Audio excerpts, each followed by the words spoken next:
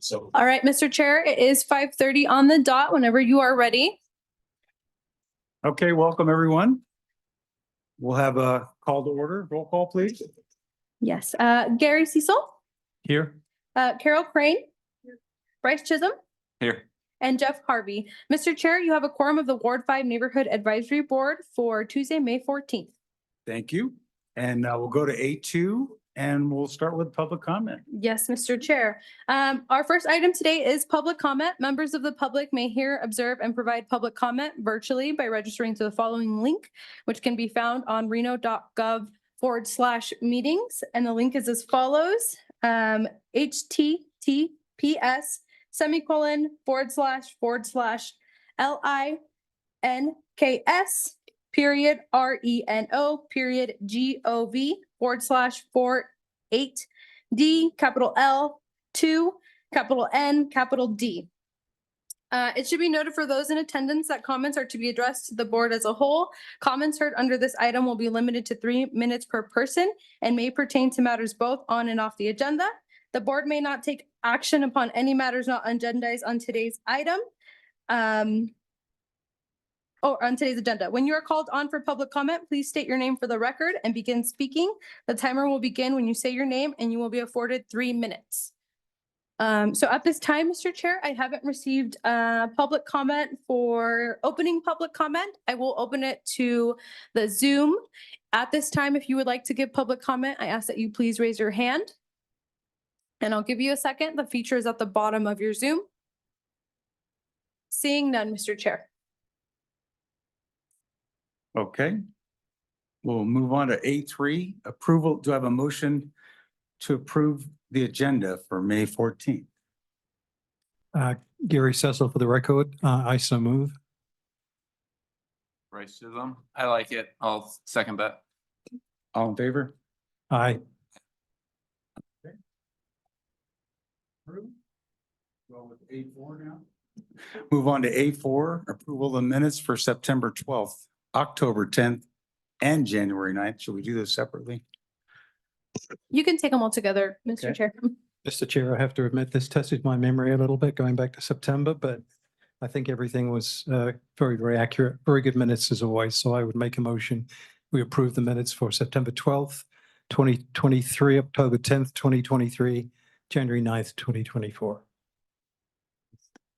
Bryce Chisholm. I don't remember what happened in September, but I'll go ahead and second that. Okay, all opposed or all approved? Aye. Okay, it passes. And do we have a council liaison report? So at this time, Councilwoman Taylor is not here, but I can do A5 and A6 together. I do have a couple updates. First being, I want to touch base regarding the community cleanup schedule that we have. So we had a recent one this last Saturday at McQueen High School that was super successful. The one that was at University of Nevada, Reno was also great. So we do have a couple more opportunities for the community members to use these services. We have one upcoming this Saturday from 9 to 12 at Manzanita Park. They will be taking e-waste, haz waste, and regular waste. I do encourage you to get first in line because once those bins are filled, we'll have to turn individuals away if they are at capacity. After that, there are a couple more at Bond Middle School on June 1st, and then the last one will be at Reno High School the week after. So again, it's a great opportunity at no cost to Reno residents. And then Community Champion. So it's a program that we rolled out a couple months ago and we brought to the NAB. So you'll be seeing that agenda item next month, which is super exciting. And that's all I have. Okay, thank you. And we move on to section B of the agenda, the consent agenda, City of Reno Language Access Plan and Community Engagement Process. Do we have a presentation on that? There is a presentation, Mr. Chair. I don't see our presenter just yet, so I'm contacting her to make sure that she is on her way. So I'm going to recommend that we go to B2 for Regional Transportation Commission, Ward 5 General Project Updates. Okay, we'll move on to B2 and Regional Transportation Commission, Ward 5 General Project Updates.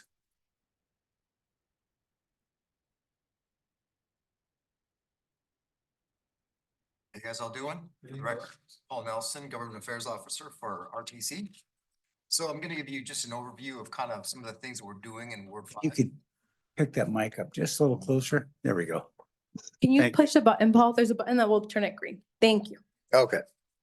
All right, so Paul Nelson, Government Affairs Officer for RTC. Gonna give you a brief overview of some of the projects that we've got going on in Ward 5, as well as our public transportation and our metropolitan planning.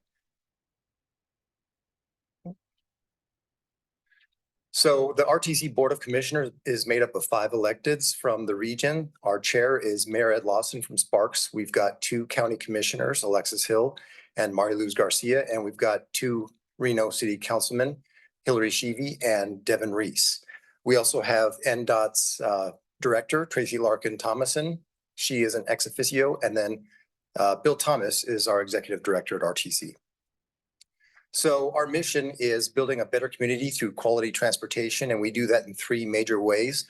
The first one is through metropolitan planning. We are the MPO, so we do all the short-term and long-term planning throughout the region. We also do engineering and construction of the regional roadways, and then we also do our public transportation.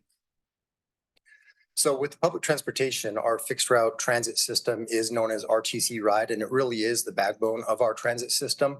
In the last 12 months, we've had 5.1 million riders, and that's growing every month. 60% of those are for work trips, so we understand that we do provide a very valuable asset to our community when it comes to the economy and for people to get to and from work. And we're really happy that for 21 straight months, we have seen ridership growth in our area. So alternative fuels program, we're really happy that we had a plan in place to have sustainable transportation, 100% of our fleet sustainable by 2035, and we accomplished that in 2022, so 13 years ahead of schedule. So that includes 23 electric buses. That's about 1/3 of our fleet.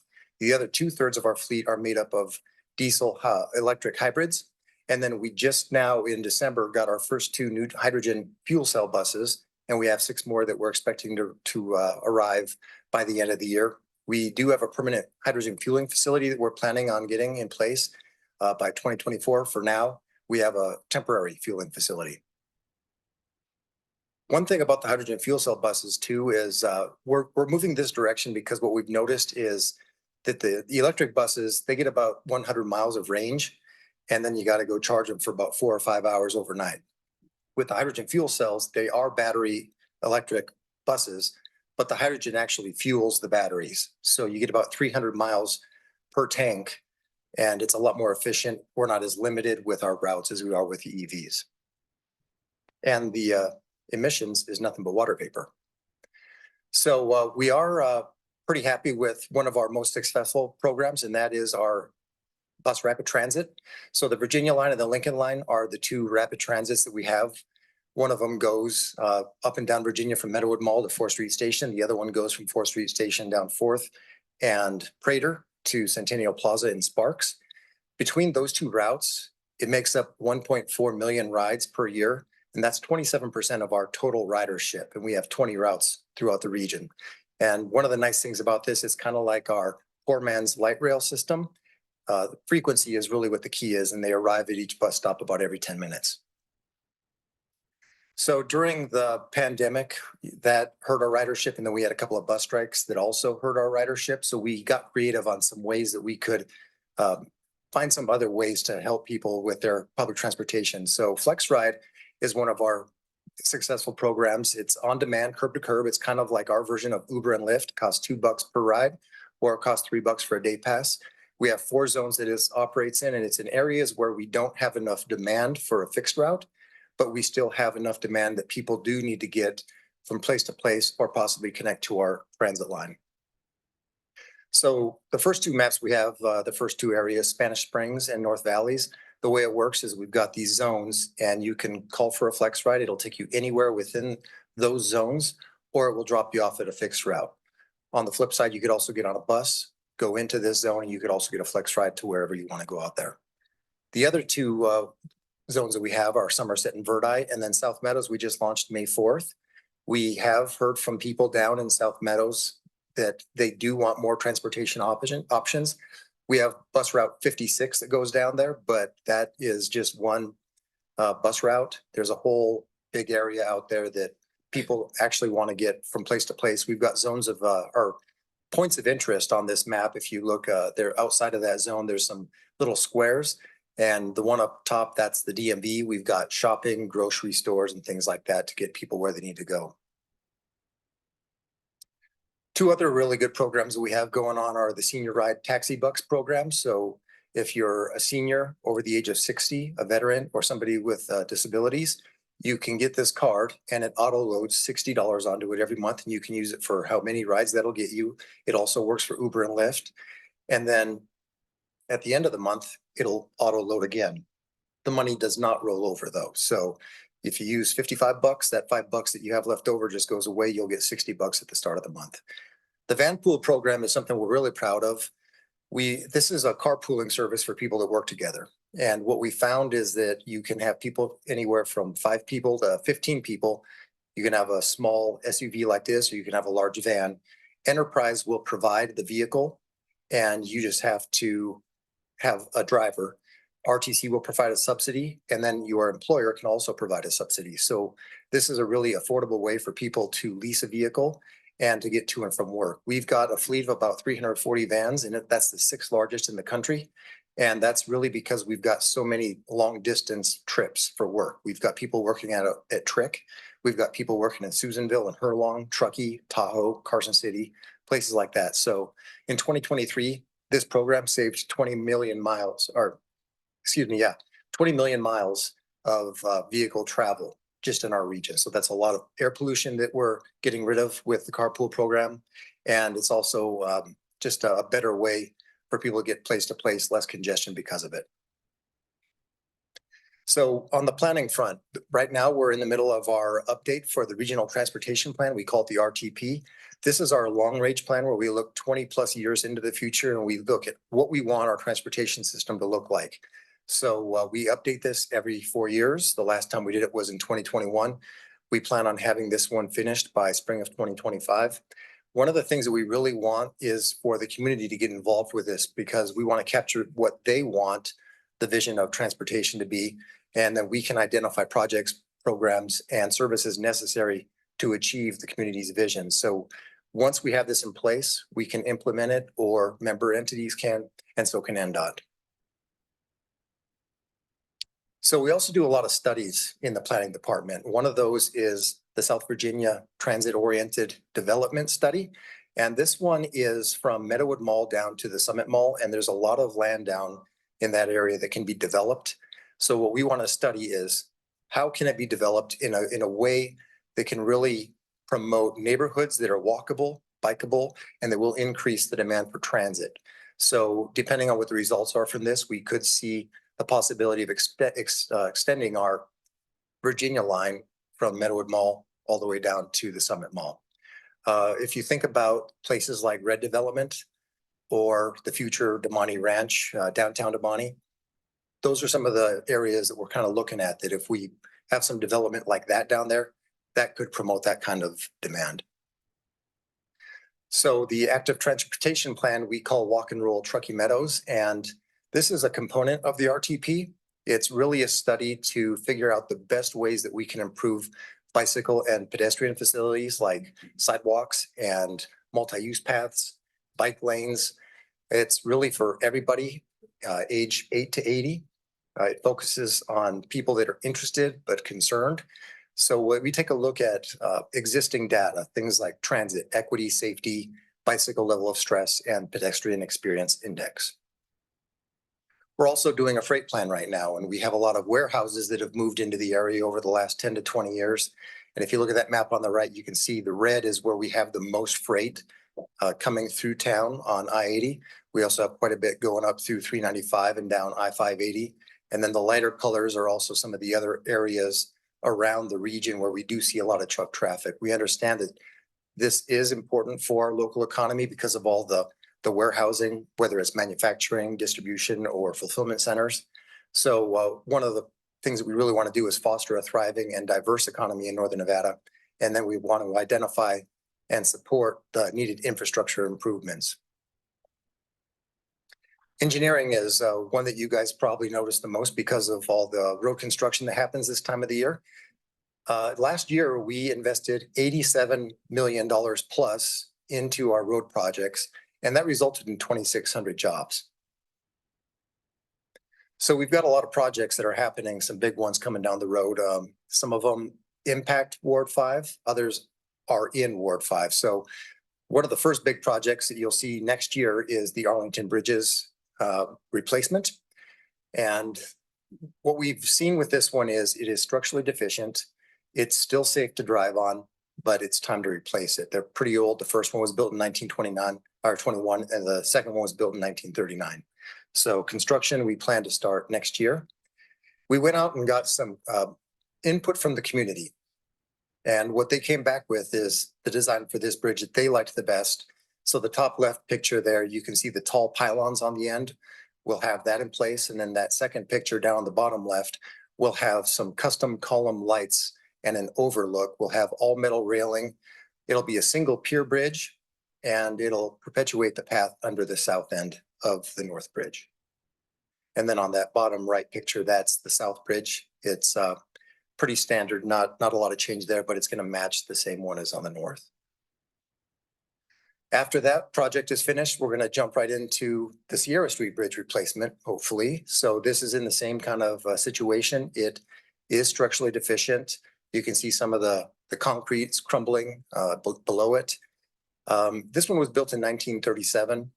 We are hoping to start construction in 2026. We also look at things like seismic activity. So how could this thing withstand an earthquake, depending on how large it is? So that's another concern with this bridge. So this is the next one on our list after Arlington Bridges. And then the third bridge that we have is the Keystone Avenue Bridge replacement. And this one we get a lot of comments on because you can see the crumbling exterior of it.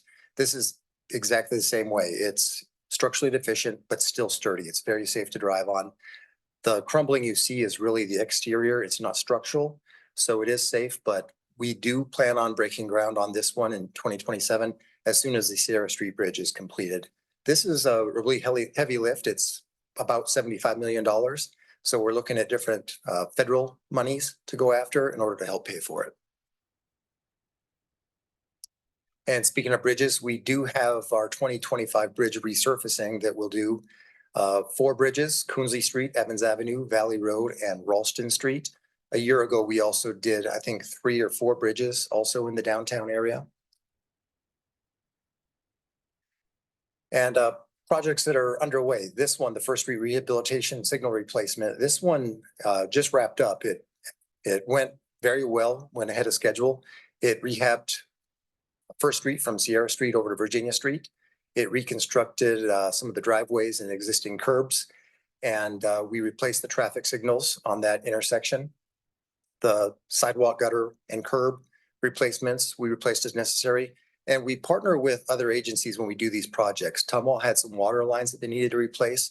So we always try to be as efficient as possible so that when we go and dig up the roads, we can kill 2 birds with 1 stone. We can replace the water mains and then repave over it. That way we don't build a new road and then have to dig it up again.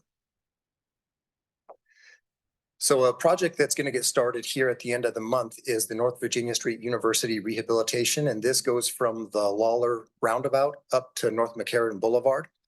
And that's going to reconstruct the pavement.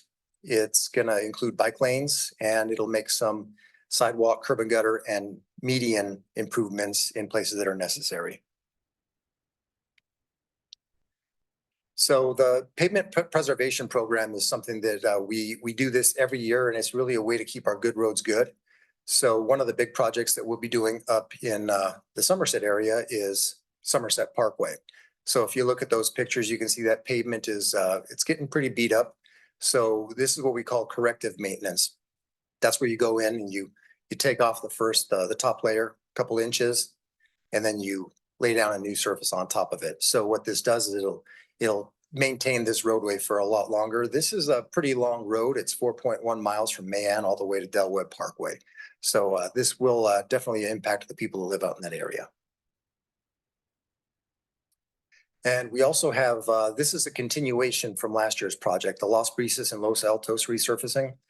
This is the same kind of deal. Some of the areas, it's just crack seal and patching with a slurry seal. Others, it's that same thing, the corrective maintenance. So on the left, you see Las Brisas Boulevard. We did half of each of these streets last year. So Las Brisas Boulevard to Britannia, or on Las Brisas Boulevard from Britannia to Robb Drive, we resurfaced that. And then this year, we're gonna resurface from where you see the road kind of turned gray and you got the crack sealing there. That's gonna go all the way down to McCarran. We'll finish that job out. And then the same thing over in Sparks. Two different roads, two different cities, but same project. And this is a good example of our preventive maintenance. This is things like patching in the crack sealing, and then you put a slurry seal over the top of it. This is over in Sparks. It's Los Altos and Sparks Boulevard. So you can see on the left what it looked like after the patching, the crack sealing, and then what it looks like afterwards. So it's like having a brand new road. Really extends the life of the roadway. Another project that we have going on this year is the North McCarran Boulevard and 7th Street project. And this is really kind of a trouble area when it comes to our transit, because it's right at that intersection of McCarran Boulevard. And you can see on the picture, you got a bus stop right there. And you've also got a right-hand turn lane to get into the shopping center right there. So the plan is to move that bus stop down to the other side of that, just past that car that's pulling out. We're gonna move the bus stop down to that area. We're also gonna put a crosswalk from those apartments to go across the street, because we do see a lot of jaywalking from people from those apartments that are trying to get to the bus stop. Another big project that we got coming up is the West 4th Street Safety in 2025. This goes from Keystone Avenue over to McCarran Boulevard, and it's gonna include two roundabouts, one on Stoker Avenue, one on Summit Ridge Drive. It's gonna reduce the lanes. There's a lot of speeding in this area, so we're hoping that this will slow some of that down. It's gonna include a multi-use path for people to walk and bike on. We're gonna rehabilitate the pavement. Hopefully, early next year, we'll start construction. And it's a $26.5 million project. We have another project on West 4th Street. This is downtown. It's a lot less impactful, a lot less expensive. It's from Keystone to Evans. It's going to include some transit stations, some pedestrian and ADA improvements. We're going to take a look at the Washington Street intersection. We're going to improve the lighting. And this project will start hopefully next April for $6.5 million. This here is the McCarran Keystone Leadership Traffic Signal. This is an NDOT project that RTC is going to fund. So what the problem is here is that left picture, you see all those cars that back up there. It's a right turn only onto McCarran coming from Keystone. A lot of people disregard that and they turn left anyway. That causes problems. So we're going to install a traffic signal there that will allow better flow for traffic so that they can go the direction that they need to go. This is a project that we're really excited about. This is 6th Street for All. We got a grant, the Safe Streets and Roads for All grant. So that's why we call it 6th Street for All. And that's an $8.9 million federal grant. It's going to go from Virginia Street down to 4th Street. And the real goal here is to improve pedestrian and bicycle safety. And for drivers as well. It's going to construct an 8-foot sidewalk. It's going to have a bike path with buffers between the roadway and the bike path. We're going to narrow the roadway from 4 lanes down to 2 and have a center turn lane. And we're going to keep the on-street parking in place. So we do think that being this is one of our most dangerous roadways in our high injury network, that this will make it a lot safer for everyone that uses it. Another good project that we have coming online is the Downtown Reno Micromobility Project. This will be in 2026. We've identified 4 routes, including a 5th road if you include Evans and Lake Street right there. It's kind of a 2 for 1 right there. So the north streets right there, Vine Street, Virginia Street, Lake and Evans, really the goal there is to find a better way to make biking safer and really relieve the stress on cyclists as they're going north and south from, say, the Old Southwest or from Midtown to get up north of the interstate, particularly up there near the university. And then 5th Street is also another street that goes east to west that we'll be doing these improvements on as well. That is all I have for my presentation. I will take questions, but if you guys have a moment, I mentioned the RTP and we want the community to get involved. We have a QR code up here. So if anyone here has their phones handy, go ahead and scan that QR code. We have a survey that's about 6 questions, multiple choice, takes about 2 or 3 minutes, or people can go to the website that's on the screen. Questions? I have a couple of questions. Going back to the Flex Flex Ride. Ride. Do you guys have an app for that? Mhm. So that people can decide where it takes them and schedules and such? Yeah, so there's 2 ways that you can book a ride. One is through the Flex Ride app, and the other one you can call customer service at RTC. And you can book the ride. Usually they arrive in about 20 minutes on average. Sometimes that's longer depending on how busy things are. But generally it's about 20 minutes. If it gets really long, like up to an hour, we'll provide an Uber or a Lyft. That's fantastic. The second thing, all these projects, big money. Are you getting federal funds to help with that? We've got a lot of different sources. The biggest one that we have is our local fuel tax. So we put that to use every year, but we're also applying for as many discretionary grants as we can if they fit the roads that we're improving. We got, for instance, a $25 million grant, a raise grant to improve Lemon Drive, to bring it up above the floodplain. That'll allow access if there is a flood event for all the people that live out there and for emergency responders. We got that $9 million grant for the Safe Streets for All. And we've also gotten some transit grants that paid for our hydrogen fuel cell buses. And one last question, with respect to Verdi area, is RTC looking at any of those areas to improve? Because I know I looked at some development out there that there's no sidewalks, people are walking on the roadway. Is RTC looking at that as well? Yes, we did. I think last year we did the Verdi multimodal study to look at that kind of thing, to find out where we can put better infrastructure in place for people that want to walk around the area, people that want to ride their bikes around the area. Excellent, thank you. Other questions? Yeah, thank you. Lots of projects. It sounds awesome. I live in Las Brisas and noticed all the work you guys are doing there, and it looks a lot better. As far as the TOD study and looking for different routes and whatnot, I was just looking at your bus line map. And is there ever plans to put one like on Veterans Parkway or a West McCarran? That seems like a big loop, like that west area that doesn't have any. I'm not sure how much we have on McCarran throughout the whole loop when it comes to our bus routes. What we do have, we have our TOPS plan, and that's really, I can't remember what it stands for, but the TOPS plan is really looking at our transit system as a whole and trying to find out the best ways to improve it. When it comes to Veterans Parkway and McCarran, really it comes down to where the demand is. So we'll have to wait and see when it comes to that. I'm sure. It just seems like it's a direct line to maybe the South Meadows, South the Monty Ranch area, but it all depends on where people want to go, I guess. Right. And the overall ridership, that's awesome. What's the freight plan? I know you said, so you guys are in charge of the freight, like trains? We're not in charge of the trains. We're not in charge of the trucks. Yeah. We're looking to improve the infrastructure. So that's what the study is, finding out really what roads are impacted the most by the trucks and where they're going, the amount of traffic that's coming from them. So that's really what the freight plan is doing. We hear things like, we need more capacity to handle the trucks. Some areas, maybe not right here locally, but as you're going up towards California, maybe having passing lanes so that trucks can get over. Also, we hear about truck parking can be an issue. If people get snowed in and they can't go over the pass, where are they going to park? So those are other things that we're looking at with the freight plan. I thought I heard something the other day about having the extra parking in the Mogul area and widening that whole area is because like when it gets snowed, everybody pulls into Mogul.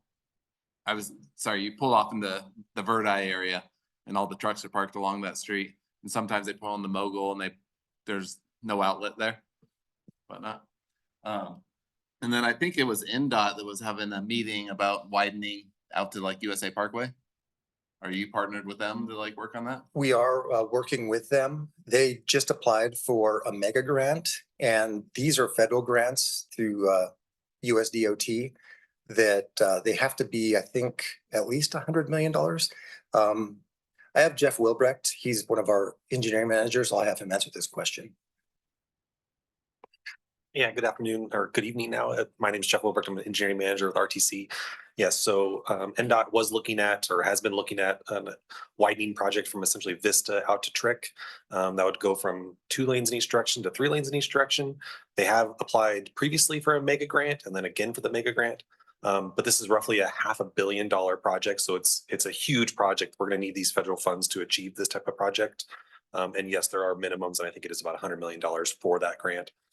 So we're looking at, every time we have these big projects, we look at how do we position this project in the most favorable way to be most competitive with these grants, and then which grant to go for. So we're always trying to do that. Sure. I was just thinking because you mentioned 6th Street as being like one of the really dangerous ones in USA Parkway. It seems like there's a crash every morning. Yeah, so 6th Street is, and Paul kind of mentioned this. So we look at lots of data, and the city of Reno is really good at collecting data. NDOT's really good at collecting data, and we filter that data. And what gave 6th Street some advantage was when we layer that data, we identify that there's lots of these crashes or incidents of the same type in these same areas. And so that like brings attention to it, right? And so then we can start prioritizing and identifying needs, identifying projects, and then we kind of group all those things together and apply for a grant. And that Safe Streets for All really fulfills exactly what that need is with this high injury crash network. So we have a great project that we're going to be able to use these federal funds on and really deliver for the community. Okay, thank you.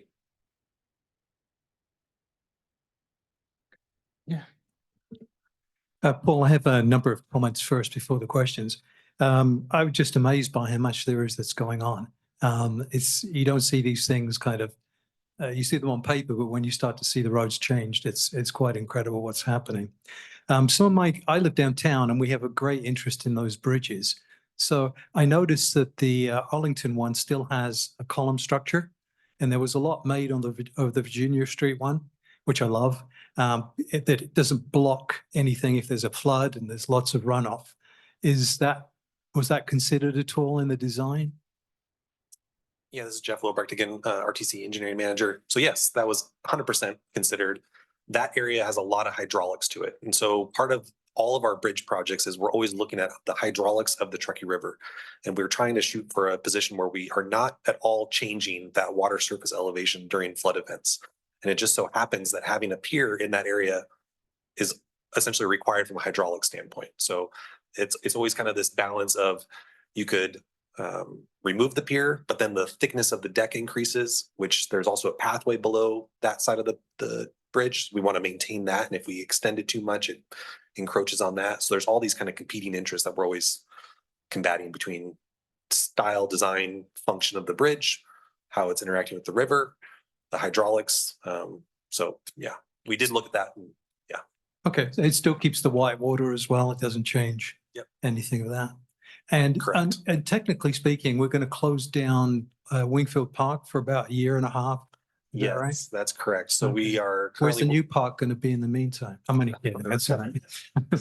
But that's going to be closed. Okay. Correct. One other comment, just speaking of Virginia Street Bridge, living downtown, when that was closed, I don't know who did the job, whether it was RTC or the city of Reno or whatever, but being a resident, I didn't notice a lot of inconvenience, a lot of dangerous traffic changes or things like that. So whatever was done before, please do it again, because it does potentially affect a lot. Arlington is a pretty major artery, and it will impact the quantity of cars on Sierra, which is one way.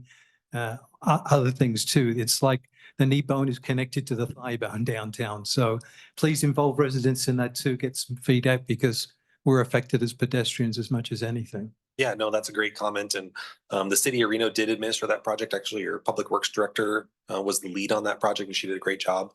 But you're totally right that when we close a bridge like that, it is a major arterial. The Truckee River is a bisecting geographical function, and so it's very impactful. So thank you. Thank you.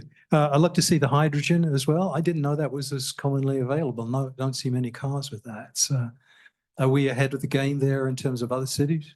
We're fairly early. I know Las Vegas recently started using hydrogen fuel cell buses. I think really the biggest issue when it comes to those is where are you going to get the hydrogen from? And there's also kind of a tug of war going on when it comes to how it's produced, because there's different kinds of hydrogen. You can get it through electrolysis, which is using water, which is green. You can also make it with natural gas. So there's a lot of people on the environmental side that are like, well, yeah, it's a hydrogen vehicle, but hydrogen's made from a dirty source. So there's different, I know that a lot of lawmakers that we've talked to have mentioned this before. So what we need to do is find out what the best supplier will be eventually. We've heard from people down in Fallon that have a geothermal plant, and they're looking into possibly getting into the hydrogen business, and they would be doing it in the clean way too. So right now we'll be getting our hydrogen from Northern California over in the Sacramento area. Okay, that's good. This isn't Ward 5, but I have to ask about North Valleys. Are you going to be at the NAB 4? So I know that has been a big issue in terms of Thursday. traffic there. You're ahead of, you've got that one under control. Yep. Is it going to be another artery built or? So we've got several projects going on up there. We've got, so NDOT is doing phase 1 right now. Once they're done with that, they're going to start on phase 2. Part of phase 2 includes some multimodal improvements that are going to happen on North Virginia Street from Panther down to North McCarran.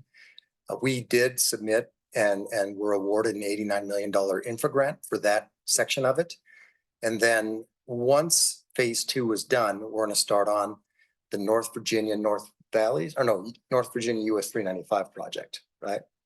Vice versa. We got 2 of them.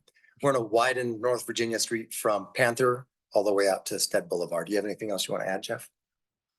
Yeah, we do have a lot of work planned in the North Valleys. There's a military road project where we're widening that road from essentially military up towards Lear. We just recently finished the Sky Vista widening project, which widened from Lemon Drive out to Silver Lake and installed a new roundabout and lots of sidewalks and stuff like that.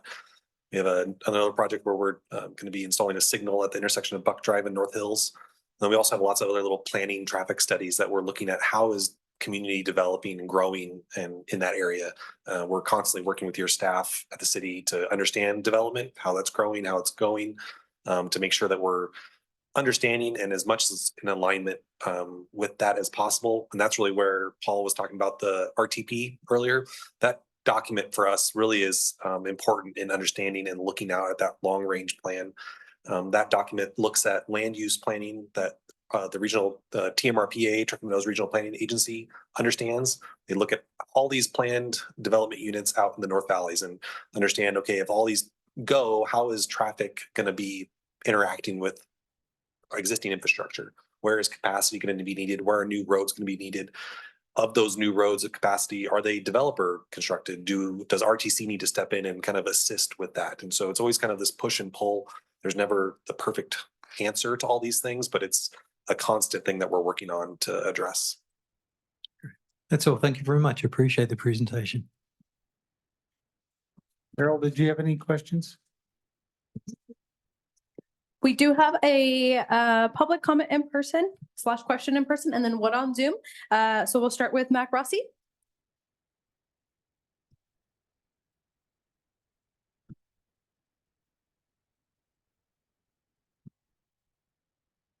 Mac Rossi for the record. I want to thank these gentlemen for their patience over 3 projects that I've been involved in for North McCarran. First one, after 9 years, I thank you for the Keystone Leadership Project. It's been a long way. I was a committee of 2 on that, so I appreciate your services on that after all this time. I also want to, as a committee of 1 for the. Mac, may you turn on your microphone, please? It went off. There's a button. Lights still on. Green is go. Oh, there. Okay. All right. Can you hear me okay? 7th Street, the bus stop. That's been a committee of 1 for 5 years, and I understand that's going to be implemented this summer. I thank you for that one. That one more on North McCarran was Las Brisas and North McCarran. I realize that was basically under NDOT mostly with your input, but I'm disappointed to find out that when you come down to Las Brisas, you end up at North of Karen. They decided not to put a signal in to make a left-hand turn to go to the left on North McCarran because NDOT has gone ahead and set it aside because it didn't implement a crosswalk. So I wish we could continue on that because it's getting worse and worse all the time. But thank you for your services and appreciate your patience with us. Thank you. All right, and then we have Leah Sanders online who has her hand raised.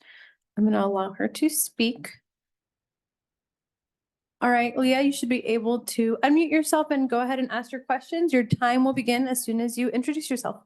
Okay, I'm Leah Sanders and I live near the Keystone McCarran intersection or whatever you could call it.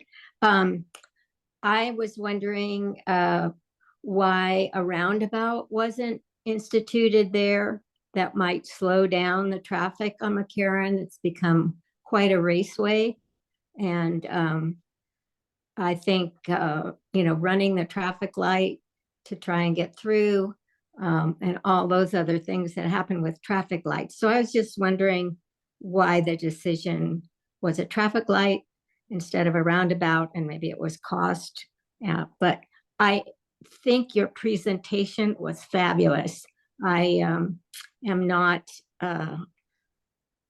attuned to RTC's enormous efforts, but I have appreciated the new bridges and the thoughtful outreach to the community. Thank you.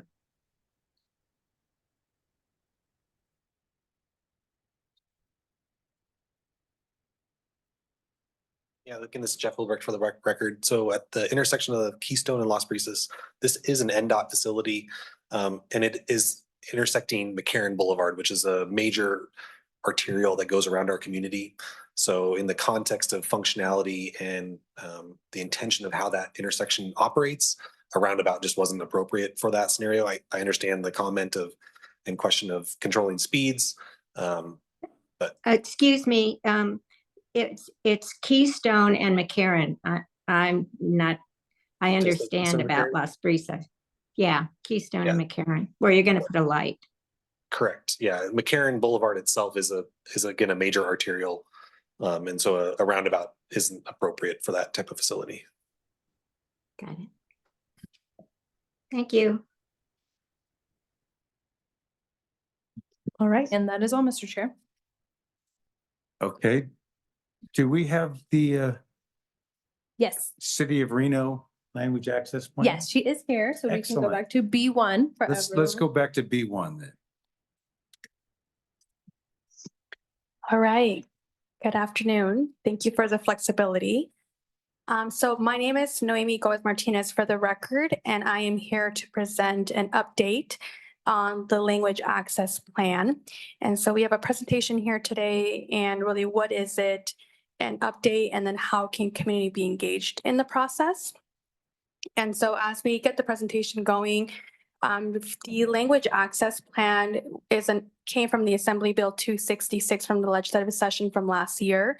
And it mandates cities to have a plan regarding language access and how do constituents access services from the city of Reno on our side to better access services regardless of what language they speak. So essentially what it is an actual document that will be drafted, and it states a few different frameworks. So if we go to slide 3. Yeah, there we go. So the document will have the following the following frameworks. One being the language needs assessment. So we're currently right now looking into the census and the languages that are spoken here in the city of Reno. So we'll have some data analytics there to provide.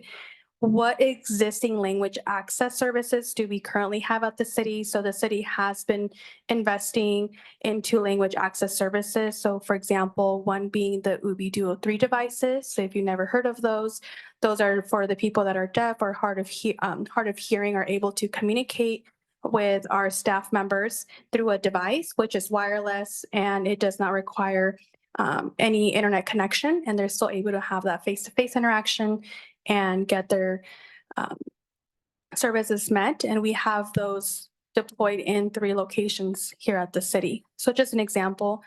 Also language access procedures. So for example, here today in this NAB, what would happen if someone comes in and wants to get public comment in Arabic? And so they want to provide a concern, for example, on any issue, any agenda item. And so how do we properly address that and still have their needs met and are heard? So we're coming up with the procedures regarding how we would go about that. And then with that, when it comes to just language services, we are looking into what is the most efficient and effective way of training our employees to be able to provide the best service delivery for our constituents. And so that's going to come with trainings. We are also working on the allocation of funding. So we're working with different departments to really get into what does it cost to be able to provide these services, translations, devices, and all that sort. And then so we will have, the plan will highlight an allocations plan when it comes to funding. And then final recommendations, the Assembly bill does have some mandates that are required to have. And then just through staff and some recommendations, we're also seeing ways that we can be more inclusive when it comes to language access. And so we're also providing a roadmap, if you will. We are required to submit this plan to the governor's office August 1st of 2024. And then every 2 years, it's supposed to be updated and submitted. So that just gives you a quick overview of the language access plan itself.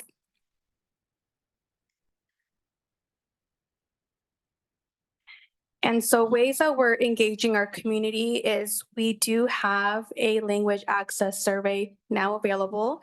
It is available in the top 4 languages. There's a lot of different languages spoken here across Nevada, but we have the top 4. So we have English, Spanish, the Filipino language, and Mandarin, and they're all translated in those those specific languages.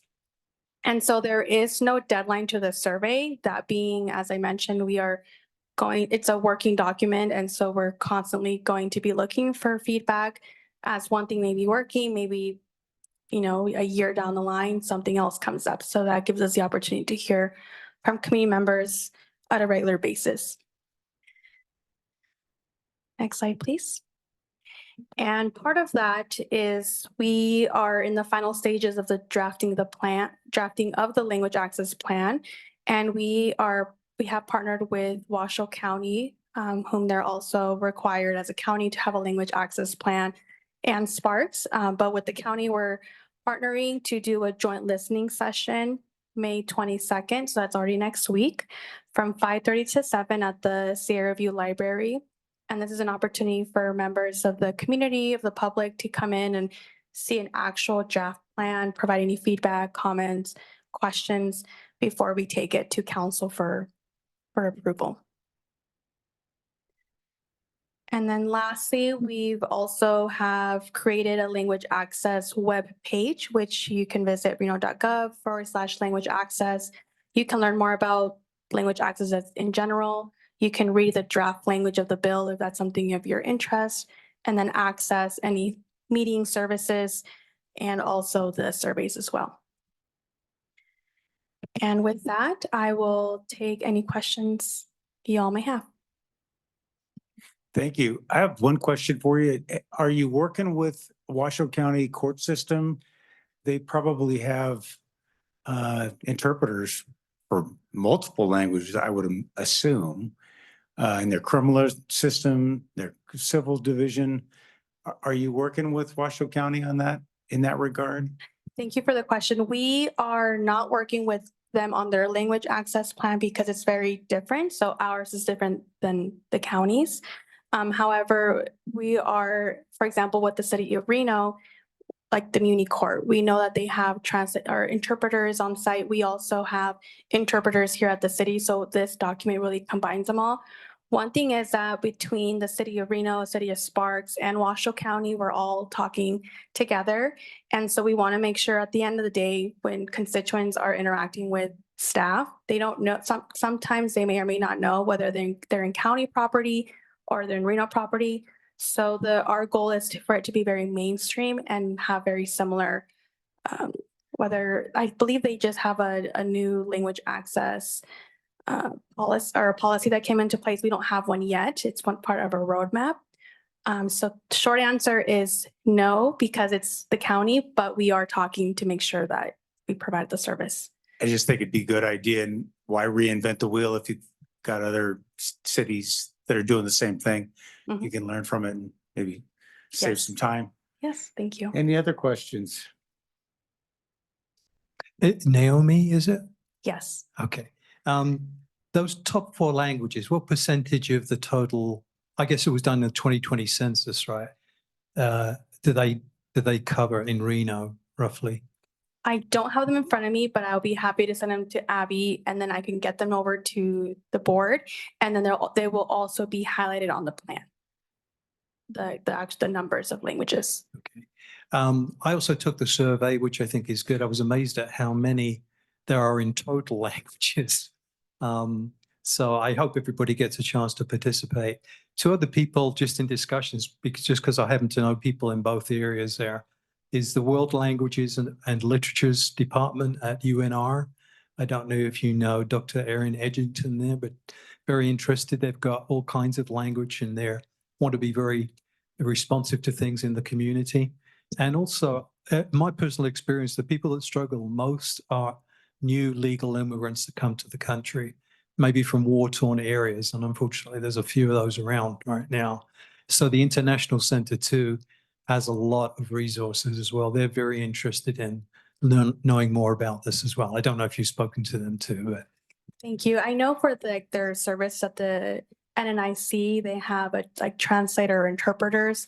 For example, even ASL, that's a part of our language access. So we have kind of looked out to see what services we have. They're going to be part of our initial plan, but we'll definitely be reaching out to provide those. If you want contact Okay. information, just let me know, maybe through Abby. I have their contact information if you want to. Very good. Thank Okay, you. thank you for what you're doing. Thank you. I see here it says employee training procedures.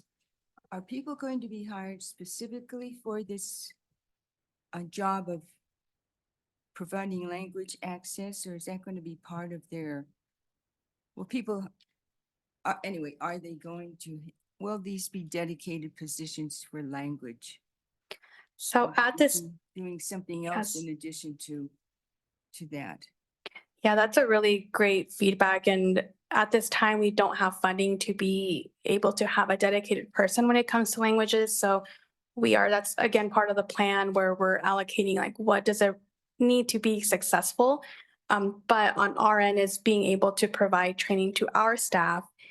If in the case, a document or what are the vital documents, or if we need translating services, like in this case, as mentioned, at the court system, being able to get on the phone and get a translator, kind of like when you go to a medical appointment and they need translators, something very similar. And so that's going to be part of the cost allocation. And so we don't have any. I know we also have a list at the city of those that do speak different languages. They go through testing, they get added to a list, and they can provide those services to our staff. So we're just going to hone in more in depth and provide more information. Thank you. Yeah, thank you. I was just wondering about the allocation of funding. So you don't have what this is gonna cost or anything? You're still putting, that's part of the plan, putting that together? Yes, it's one of those mandates with no funding. So we are, kind of working through what we as a city have already invested and been doing to be able to reach our constituents. And with that is, what is it going to cost to be able to provide that? So that's technology, interpreters, maybe some departments might need a translator and so forth. So if you see all of our communication right now, it's English and Spanish being our second most spoken language, but what about the other communities when it comes to civic engagement? So we don't have any funds, but we are going to highlight what it cost. Well, did you also say it was like federally mandated? So Yes. they're not providing any funding for that? Not at this time. Okay. And that's for all counties and cities in Nevada. Okay, thank you. Abby, do we have anybody online with questions? Seeing no hands raised at this time, Mr. Chair, and I haven't received any public comment. Okay, thank you, Naomi. Thank you. Appreciate it. Okay, we'll move on to development projects. C1 Ambassador Cannabis Dispensary. Do we have a representative? Yes, so we have the representative on Zoom. Judah, I just allowed you to speak. You should be able to unmute yourself. Yes, I believe I'm unmuted. Can everyone hear me? Yes, we can hear you. Okay, very good. And let me get to your photos real quick. Thank you so much.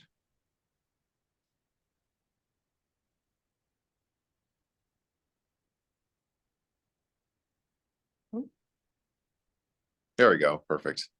You can start off with that one. That's Okay, fine. perfect. All right. So, board members, thank you for your time today. My name is Judah Zakalik. I've been an attorney out in Nevada for about 20 years. So I want to thank you for your time today. Also, any staff that may be there, Abby in particular, and council members or public that may be in attendance. So besides being a lawyer, I'm also the chairperson for Conjurium 2. Conjurium 2 is a company that has a conditional cannabis dispensary license for Reno. It's conditional until we have state approval. The state approval doesn't come until after we're ready to be operational. So to give you a little bit of background on who Conjurium is made up of 6 different Nevada licensees, cannabis licensees. So we've been in business in Nevada since the inception of medical cannabis in Nevada, so about the middle of last decade. We're made up of dispensary owners, cultivation owners, production owners, distribution owners. The ownership is also made up of lawyers, pharmacists, real estate developers, real estate professionals, and also nonprofit leaders in Nevada. So what we're looking to do is activate and open our dispensary in Reno. And the site that we're looking at is 960 Ambassador. So that you'll see the pin drop there. That's the location of the property.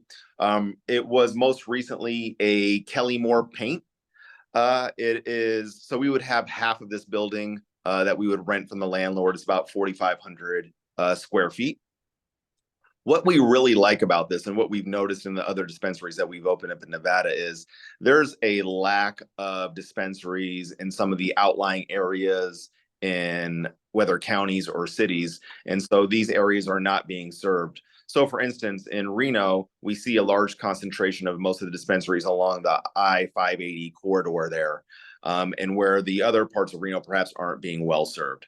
So not only does that not benefit the people who need access to this medicine, but also we think it's just a poor business decision for a lot of these cannabis businesses to be grouped together. Now, that could be because of regulations for the state and also the local municipality, Reno. I will be quite candid. It's tough to find a property that meets the requirements of the state and city. We think we found it here, right? And just so you understand, those setback distance requirements are 1,500 feet from non-restricted gaming, 1,000 feet from schools, 300 feet from religious institutions or community centers. And then also those are state regulations and as the crow flies.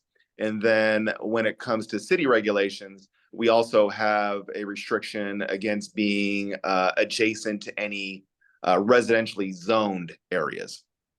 So I've looked at all those parameters on this location, and I believe it meets the requirements. Now, if we're allowed to move forward, then I will also need to do an official survey for this location to verify what I believe to be true. But I think we're going to be pretty good there. The dispensary we're looking to open from the hours of 8 a.m. to 10 p.m., but we're also, of course, willing to take, any thoughts from the community there. And I will also say one other thing about Conjurium that makes it somewhat unique in Nevada, and that's that it's woman and racial minority owned, which is very few and far between in the country when it comes to cannabis businesses, but also in Nevada. So we're proud of that fact as well. I'm happy to answer questions, concerns, comments that anyone may have. I will also say, just to give you a better idea of what's around this location, we have Robb Drive to the east. We have an empty lot owned by a local builder to the south, and then beyond that is Hampton Inn and Suites. And there's a Starbucks and United Federal Credit Union building to the north. And then Ambassador Drive is to the west. There's an empty lot there and also a Maverick gas station.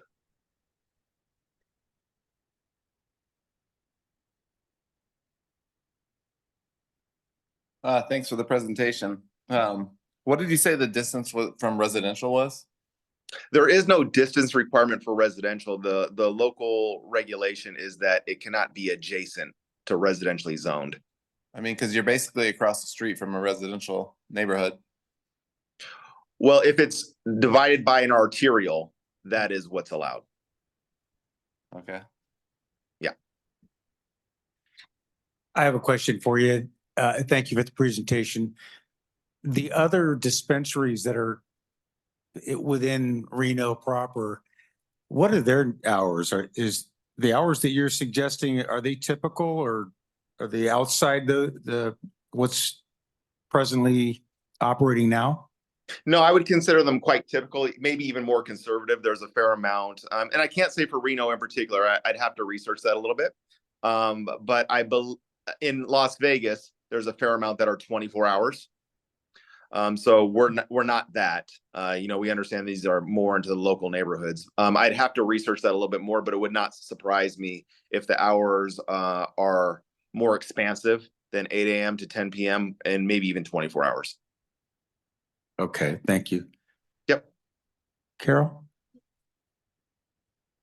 Yes, as I'm somewhat familiar with this area, there's quite a few little shops and stuff. Is the dispensary going to be close to other businesses, and how do the other businesses around there feel about a dispensary coming into their business areas? Well, so the dispensary itself would share a building with, I think it's pronounced Jada or Jada Loft Boutique, which is a clothing boutique, which from its website, it incorporates styles that are popular from cities around the country like New York, LA, San Francisco, Santa Monica. I would say that it's going to be a benefit to the surrounding businesses just for traffic purposes, right? So if you are a small boutique owner and, in this area, we are going to provide just crossover traffic from people that are visiting our store as well. I think there's also just what we've seen in the culture over the past number of years. There's a tie-in sometimes between cannabis and coffee, things of that nature. I don't see any damages or potential harm to any of the businesses surrounding, right? The cannabis business, like every other business, is a legitimate business within the state of Nevada and the city of Reno. So we're going to be business operators just like any other legitimate business. Okay, thank you. Mr. Chair? Just Okay. Go ahead. Go ahead. Abby, could I ask who is here representing Development Services today? It'll be Grace Macadone. I thought it might be Grace. How are you this evening? Good to see you. Good to see you guys as well. I noticed this one is not typical of development projects that we have, in that we have a case number and we can look it up on a seller. So Yes. in terms of the city, at what stages does organization act in the application process? Is there an application to look at? Yes, thank you for the question. This is a unique process that you guys have not seen before. And so this is in the Charlins Planned Unit Development, which is out in that Bird Eye area, as that map had shown. In that Charlins PUD, or Planned Unit Development, at the time we created that PUD, it was important that to the NAB members as well as City Council, we are going to list these explicit uses. And if anything is outside of these uses, we want it to come back to the NAB. Understanding that PUDs are often around forever, right? Like we have the South Meadows PUD that's been around for about 30 years. We have PUDs from the 90s, 80s. And so they wanted to be able to grow and evolve with the area, but they wanted to make sure that the NAB members were okay with certain uses as they were introduced. We see new uses introduced like packaged alcohol, cannabis, things of that nature. So prior to going forward with the business license, the handbook is very specific that any new use has to come to the NAB first. The NAB members can provide their input to the administrator on whether or not they think it's an appropriate use. We will then provide an administrative determination of, yep, move forward with your business license, or no. And so that's kind of why there's no application in front of you or application number. Okay, that helps. So there's been no noticing of anybody around this particular area to it. Will there be any noticing? Nope. So this is, because this is unique on a couple different cases, we will treat this as any other business. So if a coffee shop comes in, we don't do noticing for that, even if it wasn't listed on this explicit use of, or list of uses. And so just because it's cannabis does not mean we will notice it. It will not go to a conditional use permit or any type of other review process. Why not? That is not listed in the zoning code as a process for this type of use. I think that's a mistake. I do agree with you that I certainly don't want to pick on the cannabis industry. It's still in its infancy. We don't have any, there's only been one lottery at the Cannabis Compliance Board. So we're still learning, I know that. But I don't understand how, even if it's across an artery and Charlene's apartments are right next door to the shopping center, that we can go through the same process without some notification, some public meeting, something like that. They wouldn't even have known to come to the NAP people if they don't get a notice.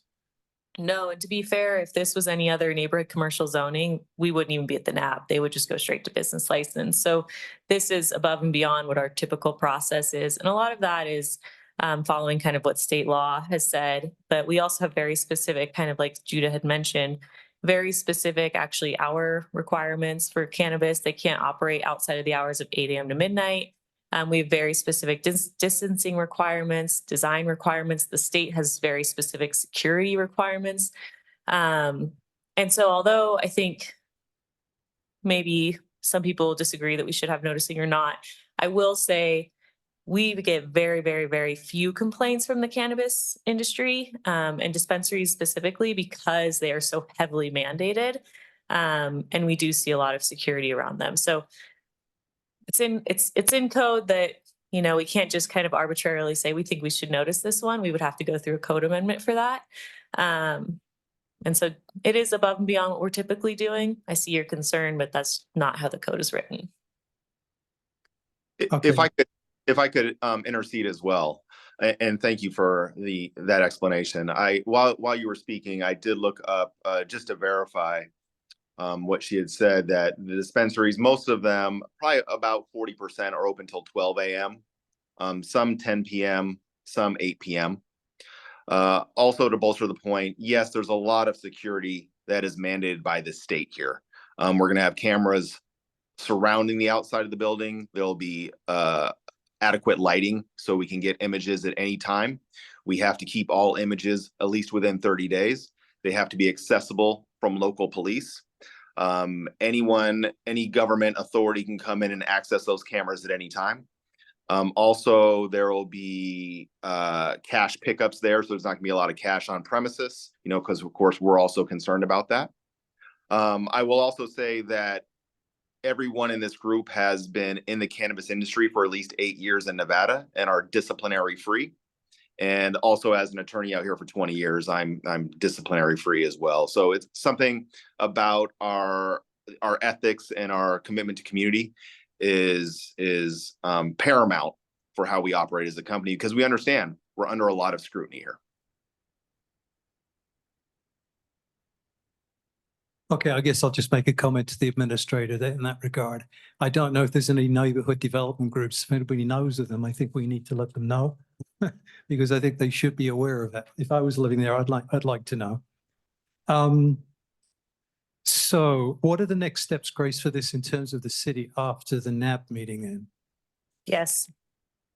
So after the NAB meeting, they will submit a zoning verification letter. And so what Judah had kind of alluded to is a survey done by a surveyor, a professional surveyor, and they will verify all of these distancing requirements. And so they have to say, if 500 feet from the nearest school or park or whatever those requirements may be, and they actually go out there, they physically measure them. They submit that survey to us, and then they submit kind of a brief narrative of what they're doing. We will go through that, verify the surveyor's verification of all of these distancing requirements, and then we will provide them with a letter that says, yep, you can go here. Looks like you've met all of the requirements within code. And then they will apply for a business license. Okay, I think that's all the questions I had for you. Thank you very much. I appreciate it. Yep. Judah, just a couple of other comments for you. Is Yes. Conjurian 2, is it publicly held or privately held? It is privately held. Okay. Do you have to provide any audited statements or anything to the Cannabis Compliance Board? Do they have documentation like that that's in the public domain? They may, about ownership, the Cannabis Control Board. They may. As far as audits, as far as financials, perhaps not. But disciplinary records and ownership records, yes. And Conjurian, could you spell that for me, please? Yes. Congeriem.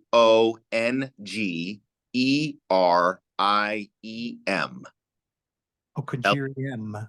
Okay. Conjuring. It's Latin. Okay. Often at the NAB here, we always ask developers, we say, even if you've done everything that you should have done per Chapter 18 or the administrative code, that we would like you to please reach out to the community around there. It's just a nice thing to do. Washoe County expects that before it even goes to their neighborhood boards. I would ask you personally, just if you really want to create a good continue to have a good neighborhood there and people who are happy, please reach out to the neighborhood, even though they're not being necessarily legal requirements to do so. I think that would go a long way to creating goodwill and helping people understand the nature of your industry. Well, I definitely thank you for that feedback, and we will look into that. I'm open to suggestions on how to do that. I know when I opened up a cultivation in North Las Vegas, we were required to send out notice to all the communities out there. Now, the neighborhood out there. Now, whether that's changed or not, I don't know. But I will also say to you that I think that benefits Conjurium as well, right? We don't want to be an adversary to the community. We want to be a partner of the community. We want to service the community for people who either need access to this medicine or enjoy its recreational benefits. So it's something that I'm happy to look into. I will also state that, on a regulatory level, I'm one of the initial board members for UNLV's Cannabis Policy Institute. So we look at policies not only locally in Las Vegas, which is where I live. Please don't hold that against me. And then also statewide and nationally and internationally. So, this feedback that I get from these neighborhood boards also helps inform and advise, what issues I should bring to the Cannabis Policy Institute. So thank you for that. And just finally, sorry, keeping a lot of time, everybody else. Just 2 technical questions. Is this still a cash-only business? No, we're also allowed to take debit cards. Cannabis was recently rescheduled from Schedule 1 to Schedule 3 with the federal. Well, it should be. I'm sorry, it's in the process. It still has to go through a little bit of more administrative steps, but because the federal government has agreed that it has medical benefits, so we're hoping that rescheduling will also open up banking, so we do not have to take in as much cash as we do. We do not want to take in cash. We have systems in place where we can take debit cards, and that's what we prefer. It actually saves us money to take debit cards rather than to have to transport and deposit cash. And just one final technical question. where and how will you dispose of cannabis waste? Well, that is all required by the state. Okay, so most of the time, there's not going to be much waste when it comes to dispensaries, right? We're going to sell through product. But if we do need to dispose of waste, we could either give it back to the original manufacturer that gave it to us and they would dispose of it, or there's a process for mixing it with organic or inorganic material, which renders any THC non-psychoactive and non-usable. So that's all required by the state. We must submit those policies and procedures to the state, and they follow through on that very closely, because that's one of the ways that some people will divert cannabis from legitimate businesses to the black market by saying they disposed of it and they didn't actually, right? And that's one of the ways that's one of the things that the CCB, the Cannabis Control Board, monitors very closely. It's almost like it's akin to the Gaming Control Board and what they do in gaming. Okay, thank you very much. And Grace, You're I'm so sorry. I just occurred a couple of questions. Is the route this goes through Planning Commission, City Council, or does it go straight to City Council? Does it go anywhere there at all, or is it by right?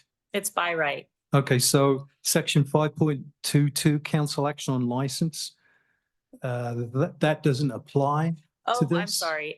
So for business license, I do believe it will go through as a consent agenda on city council. It will not be a development services item where we typically have, like the public hearing. So it will go through on consent agenda as a privileged license, I believe. And there's no noticing for that either then? And that's the same with gaming operations, bars, things like that. Sorry, I tried. I know. Just also, Grace, for the administrator, I'm going to recommend too that when it goes further down the road and there is more documentation for us to look at, that it comes back to the NAB, whatever the NAB is. It might be the new Ward 5 or whatever.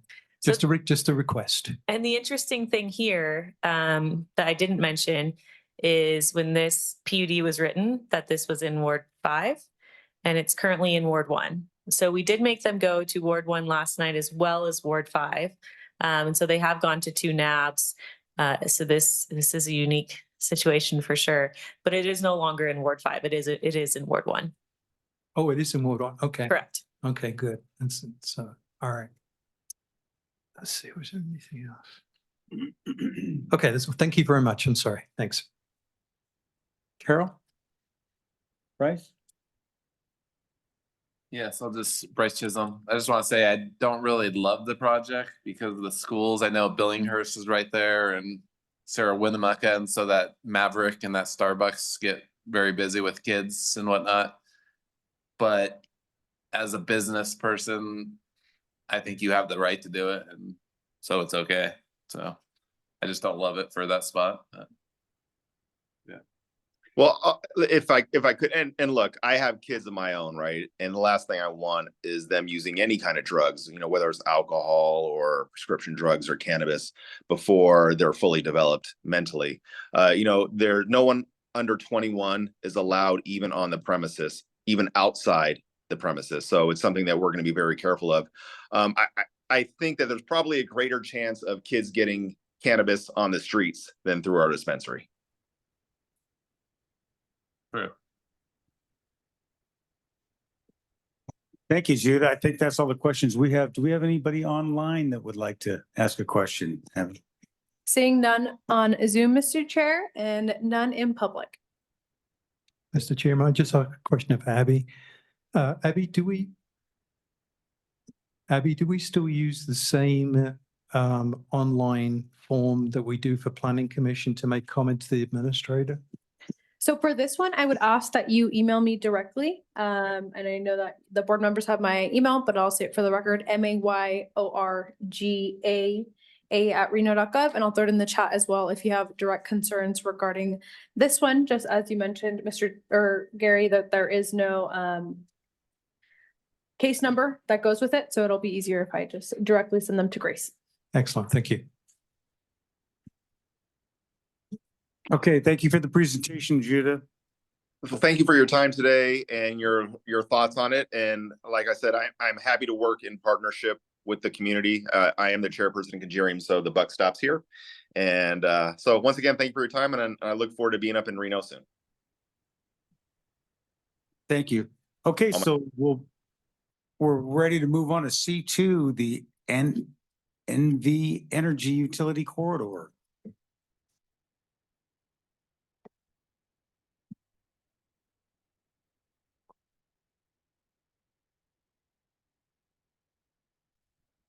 Good evening. For the record, I'm Dave Snellgrove. I'm the planning manager at CFA Bowman.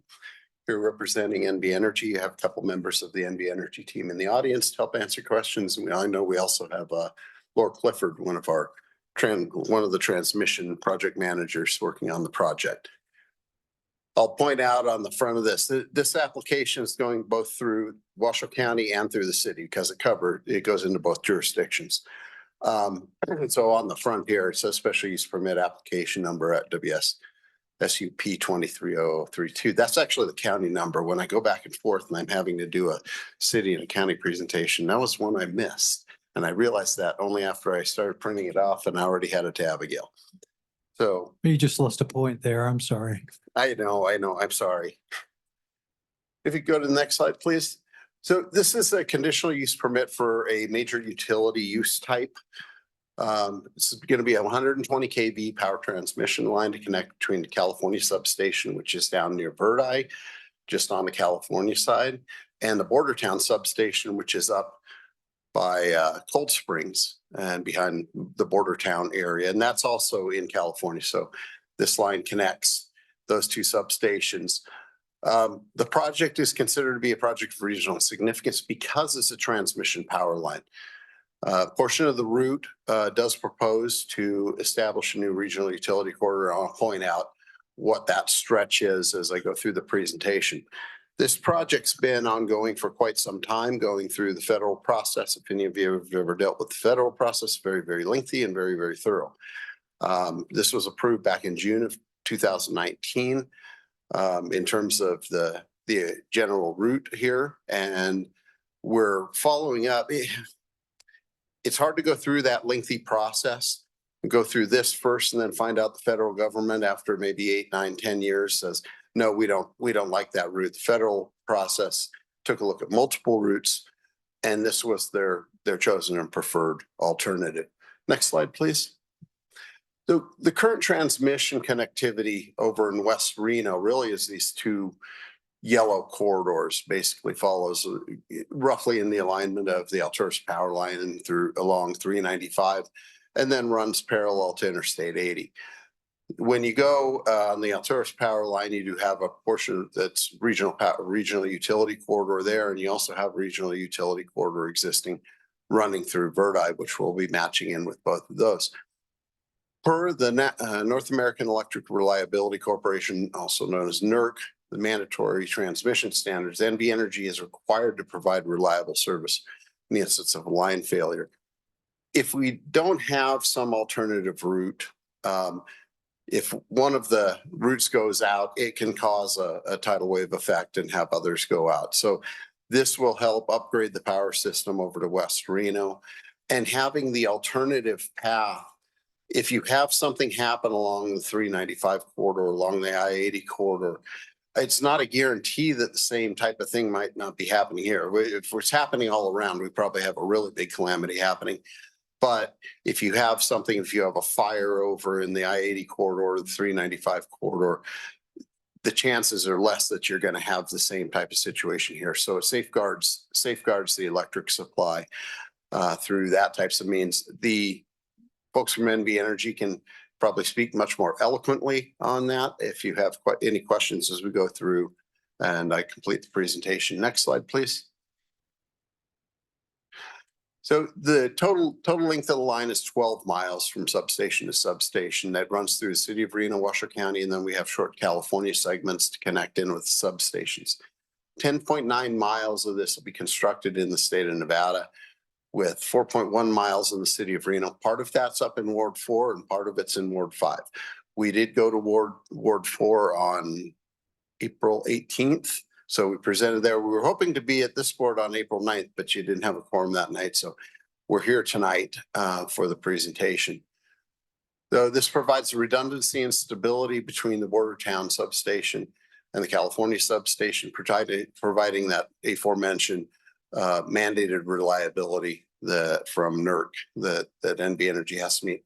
Access routes, when you get into the Ward 5 area, most of the access routes are provided across private property through either following along NV Energy's own properties. They own a few of these corridors going through Verdi, or through other existing private roads. When you get into the Forest Service land, and most of that is in Washoe County, they'll follow existing Forest Service roads. Some roads will need to be widened. We're dealing with county and working with the county on that. But when we get down into the Verdi area, into the Ward 5 area, the access roads to get to where they need to for the new pole locations, are largely on private lands. Next slide, please. This is a map that kind of highlights and illustrates. The purple is the city of Reno boundaries. So you have the area up in the north, which is the Ward 4 area, and you have the area down south, which is Ward 5. The first purple area that we come to when we're heading due south, that's the Lucas property, and it runs along the western edge of Lucas property, goes back into the county, and then when it gets down into Verdi, it follows an existing regional utility corridor. I have those two red lines on there. It's the in-between area that would be the new regional utility corridor segment. The portions that are outside of those heading towards California, those are already existing regional utility corridors. Next slide, please. So this is just another identification. I've highlighted kind of the Ward 5 area here. This gives you a little bit more. It shows you the pole locations in general and schematic. Over on the left-hand side is an overall route map. And then over on the right, I've got the portion that crosses the western edge of the Lucas property, and then the portion that comes down into Verdi and the poles that would be located there. The different colors, the reds are 3-pole structures, the blues are 2-pole structures. The 2-pole structures are largely H-frame structures. 3-pole structures take on a little bit different form, and I'll show you some elevations of those or some details. Next slide, please. What this map shows is going through the Verdi area when you get to the second crossing, there's 2 crossings of the Truckee River. There's Bridge Street kind of moves up, it goes up and then wraps around, comes back down closer to the California border. So cross it in 2 places, but between the California border and just after that second crossing of the Truckee River over to the east, the top map shows where current pole locations are. There's currently a line there. What's going to happen with this line is they're going to put in structures to basically co-locate 2 transmission line routes onto one structure. So there's 21 pole structures on the top map. When they go through and they do the work and put in the new structures, there's going to be a total of 10 new structures through that stretch for a net loss of 11 total pole structures. Next slide, please. So as mentioned before, this went through the federal government review through the USDA and US Forest Service. He got a final record of decision in June of 2019. I'll have some information on a later slide that'll identify how people can access those documents. They'd like to look through those. Part of the final record of decision stated this provides the needed benefits of reliable electric transmission capacity to the west side of Reno, consistent with the reliability standards that NV Energy is mandated to achieve. Next slide, please. The U.S. Forest Service, and this really summarizes the final EIS is a very thick document, but this kind of boils things down to the general areas that they looked at.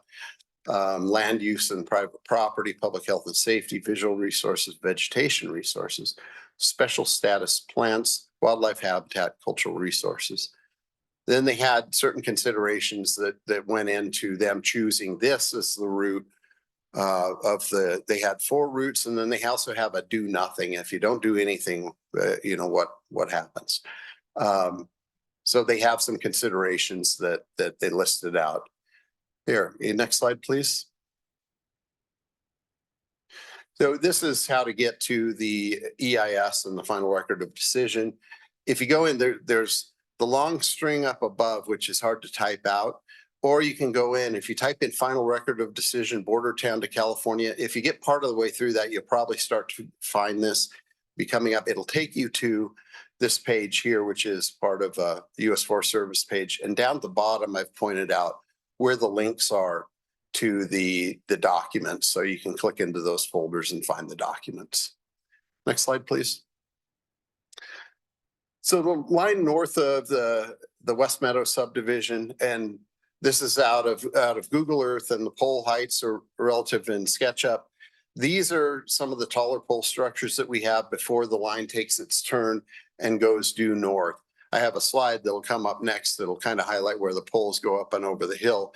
But you can see a few of them going up. There's one next to the pond. There's one up a little bit higher than that. And you kind of lose them as they go up the hill. There's that orange, the red poles in the orange line. There's already a transmission line running through the regional utility corridor.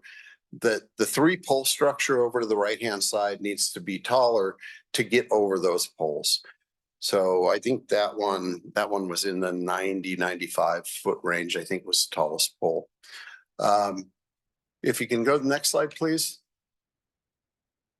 So that highlights, there's actually quite a few poles that go up the hill. Again, going back to, I think there's 5 on the Lucas property, and then you go back into the county. And then when you get to that 3-pole structure and the 2-pole structure at the bottom, those 2 are back into the city of Reno area or city of Reno sphere of influence area.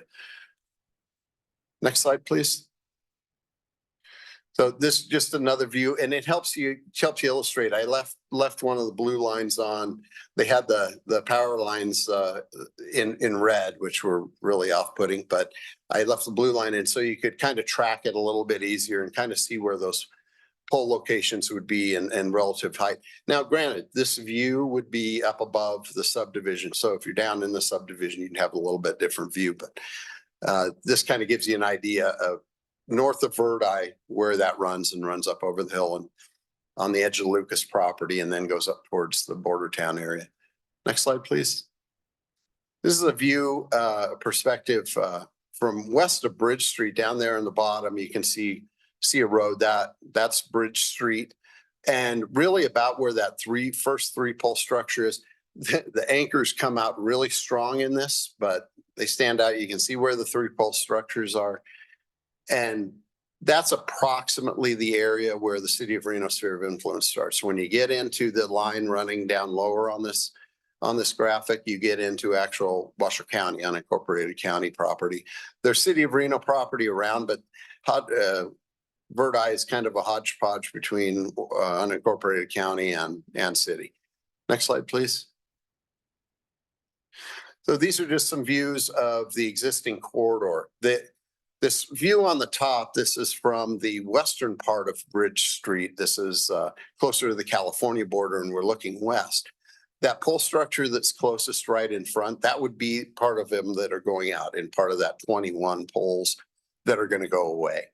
And the new alignment will be approximately in that same routing there, and it will then have 2 transmission power lines on it rather than just the one. Down at the bottom, those are on the eastern part of Bridge Street, so getting closer to the school area. One's looking east and one's looking west. But again, the one on the left-hand side, the lines on the right-hand side of the photo will be removed, and then the one on the right-hand, the picture on the right-hand side, the poles that are on the left-hand side would be removed, and there'll be new structures in there. All the structures will be metal structures. There will be no wooden structures. So from a fire standpoint, that helps in terms of some of the considerations. Next slide, please. These are the details of the types of structures that'll be used in through the Verdi corridor in the Ward 5 area. There are 4 basic types that'll be utilized, and you can see that second one from the left, that's the 3-pole structure This doesn't show all the way top to bottom, and really the pole heights will vary depending upon the topography that they're going over and also where they need to connect to and what the line needs to get over. So you do have a variability in heights that do occur. And then typically, I think the lowest one that I looked at, I think we're like at 55 or 60 feet, but then there's others that are in the 95+ foot range. Next slide, please. Questions?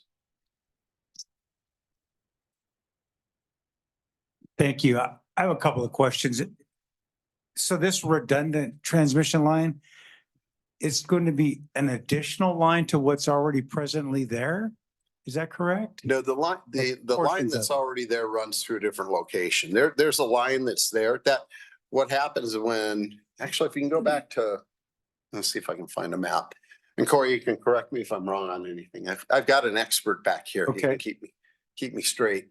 One of the aerial maps that looks down, okay, that one's a good one. Down in the bottom image there, we see where that blue line tracks off from the green dots.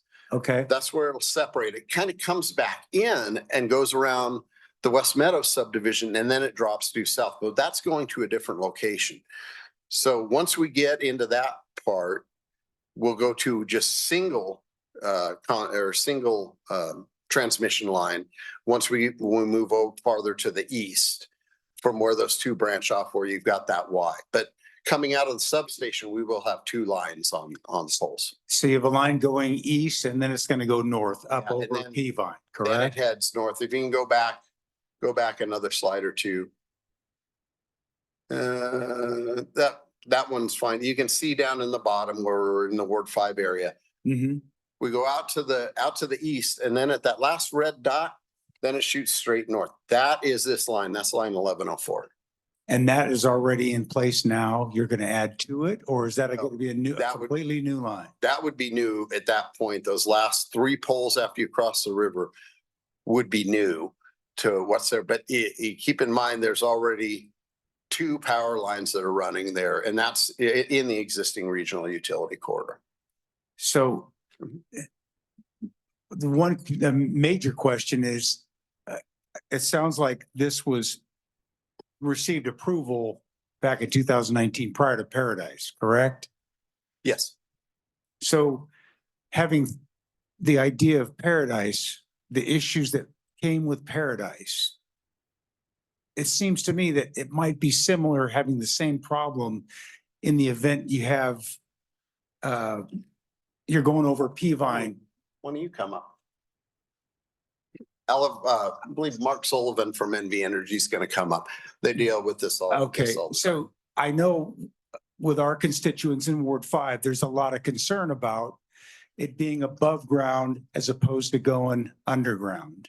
And it's my understanding that when you do this in California, you're mandated to be underground. Is that true or no? Thanks, Mr. Chairman and board members. Mark Sullivan with NV Energy. No. Actually, undergrounding, it's in transmission, very, very rare. Can you hear me okay through Yeah, the microphone? It's extremely rare. It's extremely costly. So it's only done in very unique situations. What we do is we're mandated to try and develop a lowest cost alternative. And so that's usually what we put forward, is whatever that lowest cost alternative is. In every community throughout the state, we treat every community the same. A unique situation where we would underground would be like a glide slope near an airport, but we would do that in every airport, around every airport. I mean, you probably have seen the big balls that hang on the wires. I mean, those would be maybe adjacent to or somewhere around an airport, just to identify those lines so the pilots don't fly into them. And that's what we do, is we treat everybody equally. If somebody wanted to underground something, there's a statute, NRS 704, gives you an opportunity to form a special assessment, and those people can pay for it. We had a case, it was out in Spanish Spring several years ago, and the citizens wanted the line undergrounded, and the county commission made a decision to underground it. Well, the sole rate makers, the guys that decide who pays for that, is the PUCN. And then you had people like an Elko, a lot of mine guys, they have big bills and they pay a pro rata share of that undergrounding.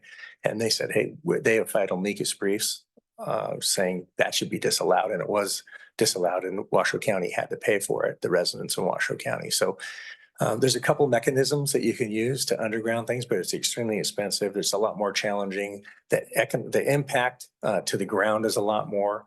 I mean, when you talk about the acreage, I mean, on this project, I can't remember right off the top of my head, but I want to think that the acreage that we're using, just as an example, it's probably 6-to-1 that you would use an impact if you're doing underground. It's a 50-foot wide area, for undergrounding. The technology that you have, the outages that it takes, I mean, the time that it takes to recover it. You look at, I don't know if you've been back to Manhattan or something like that, but you'll hear about those outages they'll have back there for weeks, because identifying it when it's underground and then also fixing it. But we don't stock any of those supplies. We don't have the technology. We don't have the people, because it's so rare that you have undergrounding of transmission lines. Distribution lines, that's in your development code. We underground those all the time. You'll see distribution lines not undergrounded. Those are old distribution lines that just haven't been put underground. But transmissions, it's pretty rare. At 120 kV, it's extremely rare. And when you're talking about the outage, those two yellow lines, you saw those two arrows, what it's called is an N1 contingency, and we're required to accommodate for that. If we dropped one of those lines, we have to be able to still feed those people. So if this line goes from one substation to the other, it can go this way, it can go, either way you can get to that substation and serve those people. So a lot of times when you drop one of those lines, it cascades over, it'll overload the other line, then you lose everything. So that's why they have that requirement for us to fix that. And I hope that's that what answers- this redundant line is meant for. Right, yeah, because NERC, they require us to develop a plan, and this is the plan. And I think Mr. Snellgrove brought it up, that it's been a long time in the works. We've been working on it for quite a few years. And the preferred alternative is the one that you see before you. That's what was given to us by the Forest Service. Thank you. I think this is like one of those projects that's needed. There's going to be concerns from the residents and people, the fire. But I understand, I think I read that it was 7 times more expensive to underground it. 7 to 10. And then if you also put in crossing of the Truckee River twice, the costs go up from there. So, there are distinct challenges. And again, the area that runs through, that goes east to west through Verdi, is in an existing long-established regional utility corridor. The part that's not runs up towards the Alturas power line. So we're working in an area that's already been designated. And a lot of that stretch is owned in fee by Sierra Pacific Power Company and NV Energy.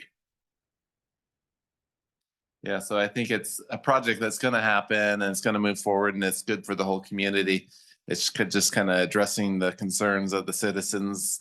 And I think I read that also that it was 105 feet was the maximum. The 105 feet, and the list that we got initially, the electrical engineers and the designers of poles consider the whole pole length, and part of that's buried underground.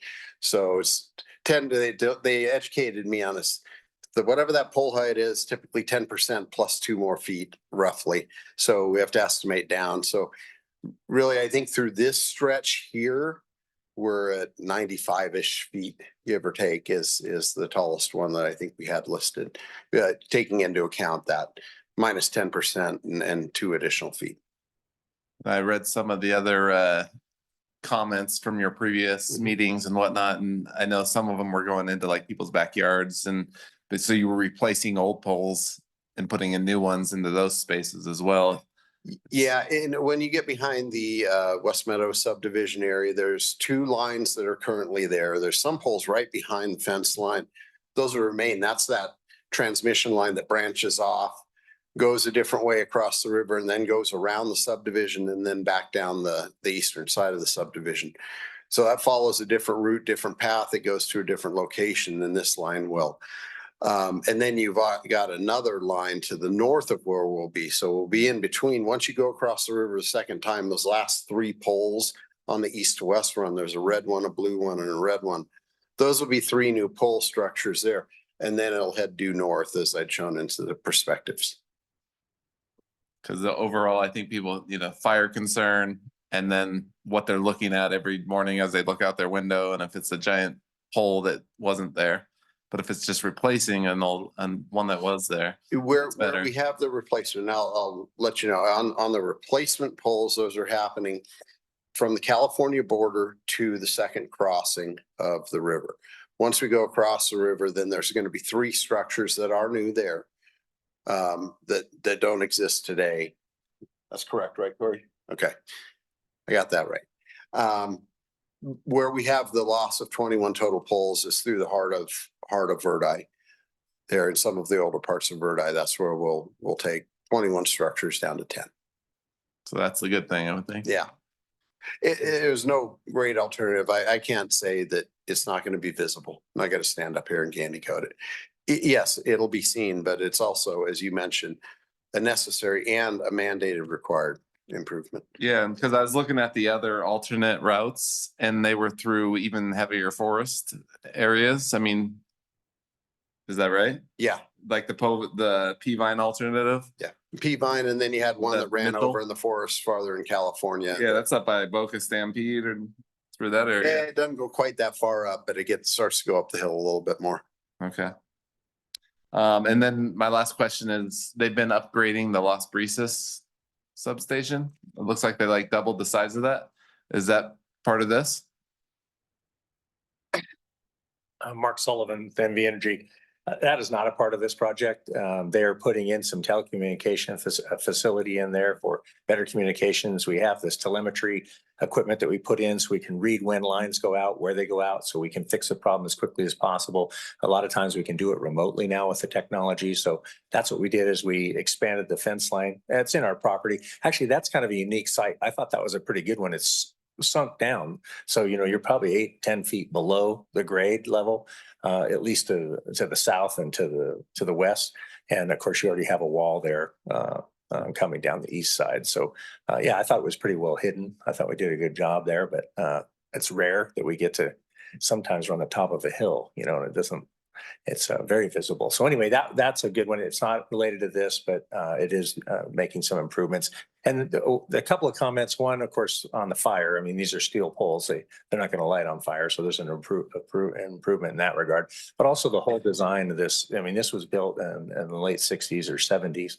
So you're talking about 60 years old, 50 years old. It's a older design. So the newer designs, of course, we have all the latest equipment and, line separation, avian protection, and all those types of things. You'll have lightning protection. Everything's built into this. It makes it the latest technology that's available.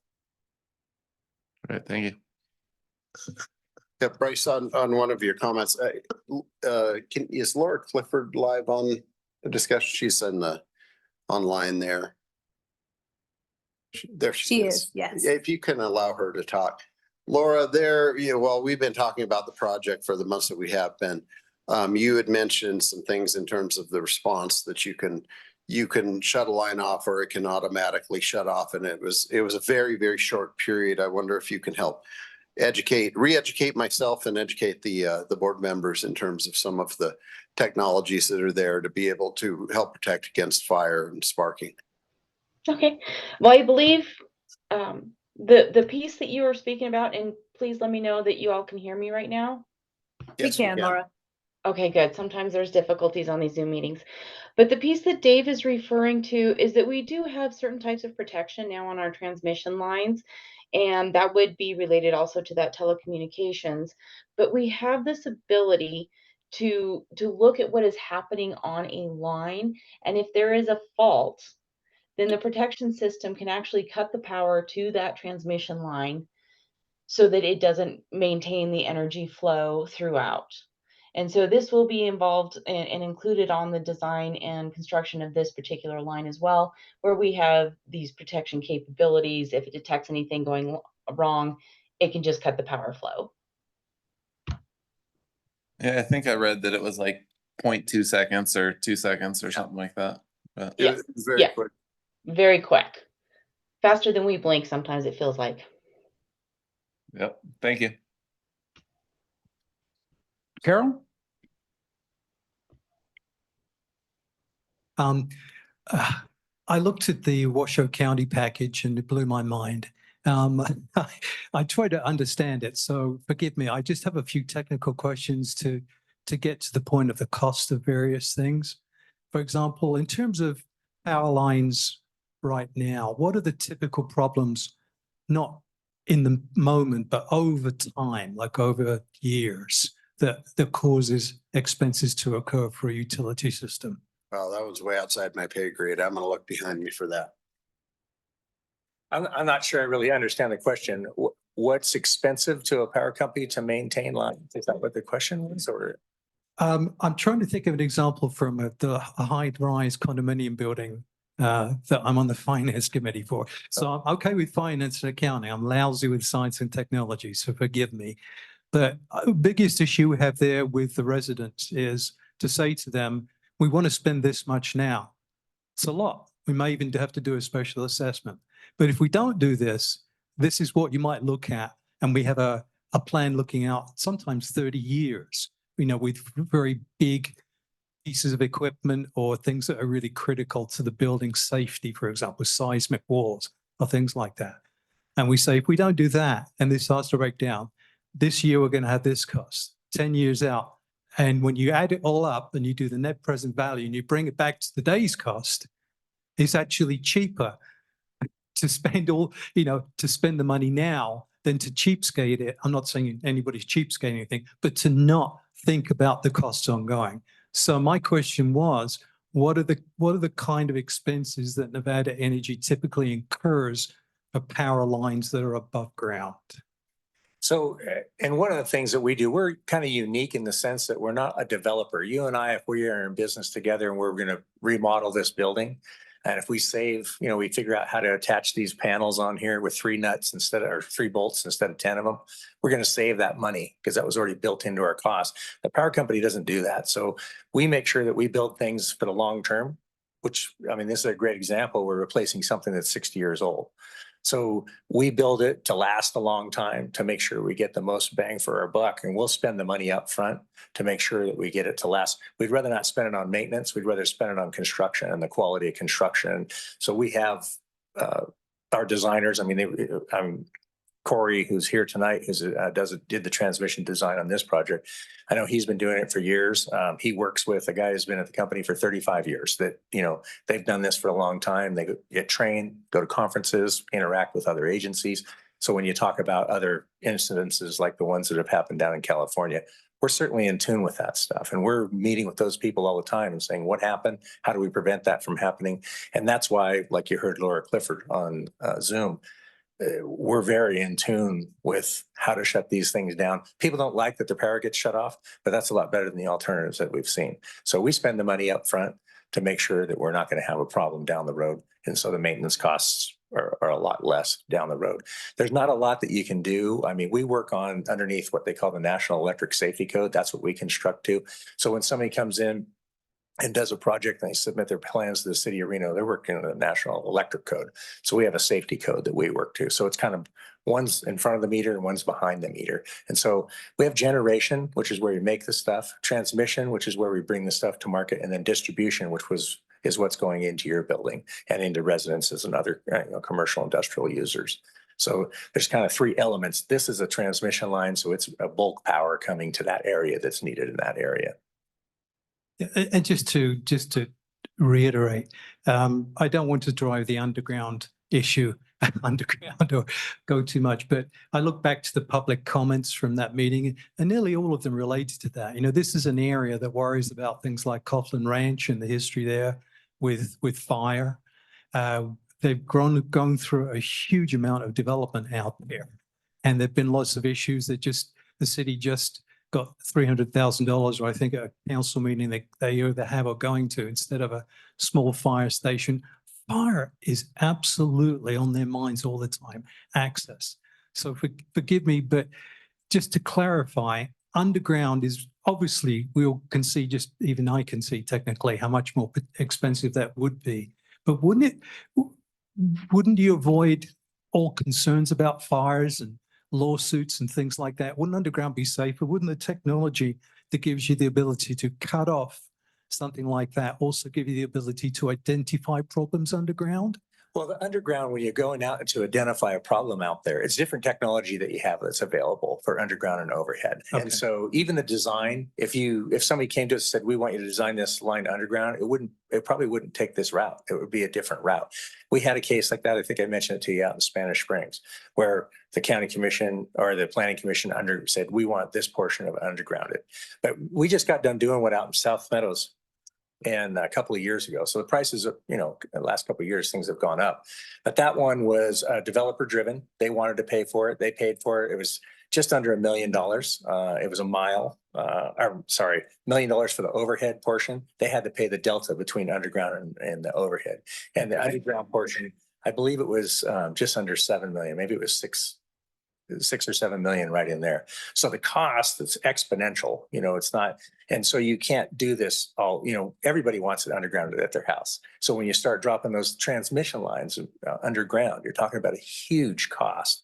So we have, like I said, we treat everybody equally, and there is mechanisms for them to underground it. If they want to underground it, and you know how this is going to work, they can go out and talk to all their neighbors and get them to tax themselves so they can pay for that delta. Nobody's going to do that. Nobody's going to do that. It's pretty rare. I've heard of some people up in Tahoe that have considered doing it, and they haven't got it together yet. The developer has to do it kind of on the front end, and then he has to build that cost into his houses if he thinks there's enough value for that. But we don't propose that because we have a mandate to come forward with the lowest cost alternative that's economical, it functions engineering wise, and we feel it's an asset to the community. I mean, we think it's a great deal. So we are building it so we don't have fire issues. We're going to go through and trim trees. We got all the permission from the Forest Service to do that. We have a right of way that we obtain, and we keep everything clear, all the vegetation we keep out of there. Like I said, the fire design, it's an additional, when you do it, avian protection. So birds, raptors don't land on there. They have pretty wide wingspans, and then you don't get the line slap either. I mean, all of those things, we've learned, like I said, from other areas where they've had problems, and we just don't go out and underground. We never propose that unless we treat everybody that way. And so this is a community like any other, where everybody says that, why can't you put it underground? And you certainly can, but there's a lot of issues that come with that. So it's not just isolate, it's like you poke it in one spot and it comes out in another. It's no different than a route. You don't like where that route is? Well, we move it somewhere else. How do you think those guys are going to feel? That's why we go through that EIS process, so you can get a preferred route, and then that's where the route's going to go. Just a couple of, have you gotten all the I guess there were some easements that needed to be worked out. Are they all worked out by this time? I would expect they are. Yeah, we can't move forward. We can't build on somebody's property without the easement. So we have everything that we need to move forward. With Stan Lucas and all the other developments too, they're all okay?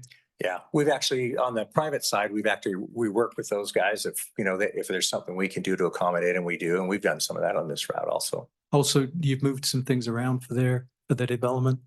What did they change? It was a developer on the other side, Stonegate. They just wanted to change the alignment because they're a private property owner, and we don't have the right to tell them where we're going to put it. Well, we go to get an easement from them. They say no. They say you're going to impact our development. Well, you could take them to court probably. But well, you know what? We try not to do that to our customers. I understand. We certainly have the power of eminent domain, but we use it very judiciously. So also one of the zones that it affected, SF3, I think, is the city zone. Were there any individual private properties, not big land developers, that had problems, any concerns in giving you an easement? In the city of Reno? For this project in the city of Reno? We have them all. So we've obtained, and like I said, it's been going on for a long time. So we've obtained everything that we need to obtain. And I think, at least my perception of it is that, I don't want to put it on a public record, but we've obtained everything that we need. What happens is people drag their feet and they think they're going to get more money. So, I don't want to give anybody any ideas, but it's a poor practice as far as I'm concerned. And like you said, we can go to condemnation. We can take the property. We prefer not to do those types of things. So we always try to accommodate people and work with them. So if we're going to do something by your house or through a piece of property you're planning on building a house on or whatever it may be, we try to accommodate you. And was this project approved then by Washoe County Planning Commission? Yes. with any conditions or any Yeah, other well, other everything's a, statements? everything is a conditional approval. Yeah. I mean, I know, I've been to planning commission meetings where there's 120 conditions on a project. So everything's conditioned, right? Well, that's on the public record if we want to look at that. Though. What's that? It's on the public record, so Yes. if we wanted to look at it, we could Yes. see. Yeah, I'll add in something there too. Also through the federal EIS process, they have stipulations. We call them conditions with the city and the county. They have stipulations that you have to meet. I think there's 100 on the EIS. Thank you very much. I appreciate the answers. Abby, do we have any questions online? No questions online, Mr. Chair, but we did receive one public commenter, Mr. Ken McNeil. If you would like to speak now, I ask that you come to the podium. And then your time will begin when you state your name for the record. Ken McNeil. I live at 1990 Evergreen Ridge in Reno. I have a big question. Part of this line goes through California. I'd like to know if the line is going to be required to be underground in California. If it isn't, I'm just saying from what they said, it is not. well, they didn't say that. They didn't say I'll anything let about them answer California. that. They only talked about Nevada. But if it's going to be underground in California, it makes sense to make it underground in Nevada. Why should we be any different? And what is Verdi known for? Can you think of one thing? I can. The wind. Can you imagine what the wind is going to be on the top of Peavine? Nobody's talked about that. Are these lines going to be constructed in such a way that they're not going to blow down on top of Peavine? That's a real concern. You know, there's a reason why California wants to put all these lines underground, is because when a line does come down and starts a fire, it's hugely expensive. PG&E is bankrupt because of lines causing fires. We don't want that in Nevada. Doesn't it make more sense to put it underground? Even if it is expensive, I think it's a good idea.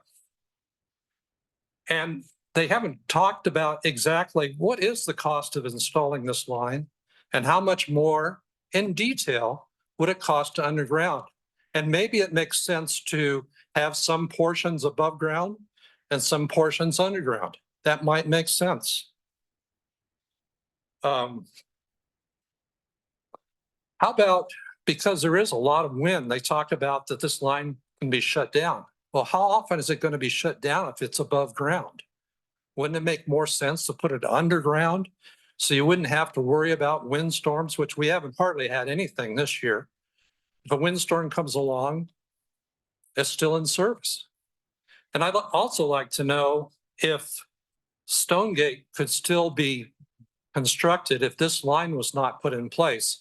Is this really a redundancy, or is this more to assist development by border town? And if that's the case, maybe developers should be paying for part of this line. It makes sense to me.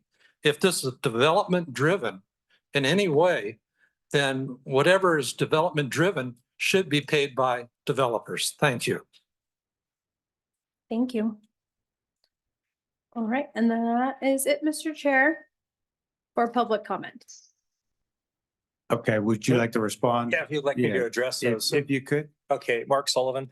And so as far as the design goes with wind, and of course we have the guy that designed the line, he can tell you, but I mean, they do calculations. Like I said, in the National Electric Safety Code, it tells you how it works, and they're doing gusts. I believe the gusts were to 93 miles an hour, and they calculate it with the lines 90 degrees. So if it blew 90 degrees, it's only going to blow out for 2-3 seconds, and then it drops down. But that's the maximum that they calculate to, and for a period of time. And so the line's designed, I mean, like I had mentioned before, it's designed to withstand that wind. And also, I don't know if you know anybody who puts in more self-supporting poles or direct buried poles in the state of Nevada than we do. We've had them all over the state. They're not falling down. So the concern that the wind's going to blow, where they're engineered, that's what this guy does. That's what he went to school for. That's what he's been practicing for the last 10 years since he got out. And the other guy, like I said, he's been with the company for 35 years. I mean, they've been doing it for a long time and we're not having problems. So it's like somebody trying to solve a problem that we don't have. Undergrounding in California, we're not undergrounding anything in California. And when you talk about undergrounding, maybe you do a portion underground and you don't. The question is, how much do you want to pay for? So that's how we know what the cost is. So to say, well, I want an exact number, I can tell you what the exact numbers are of what it would cost you to underground. That's going to be $9 million a mile. Overhead's going to be 1.5. So you can deduct those two and you're going to pay that delta. And the question is, how far do you want to go? And then also when it comes to developer paid, we don't supply developers with transmission. This is a transmission line that's going to supply two substations and it goes out to the community as a whole. Those developers, whether they build or they don't build, it's not going to affect our plan. I mean, we're required to put this in place. It's just a requirement that we have on us. If a developer is driving something, we have some developers that we work with elsewhere in the state that are taking a large portion. They need to put a substation in for their development. Well, we have what we call Rule 9. They have to pay the pro rata share of what that is. So if they had a 30 MVA, let's say transformer and a substation, and they're going to take 15 of it, and that substation was going to cost $20 million, they would be required to pay the 10 million, their portion of it, because they're going to take half of that power. So we have mechanisms in place for that. What's being proposed at Stonegate, I mean, we're waiting for it to come online. They're going to make an application to us and we're going to determine what they have to pay. But it's not going to be any part of this project. It has no bearing on it whatsoever. I think that was all four of the things. Yeah, so just to be clear, this isn't developer driven based on what you're saying, because it's a transmission line, not a distribution line. Right. Okay. That's all I have. Anyone else? All right. All right, thank you. Thank you. Appreciate it. Thank you, Ken. All right, let's go to section D. Board, commission, committee member reports and announcements. Any?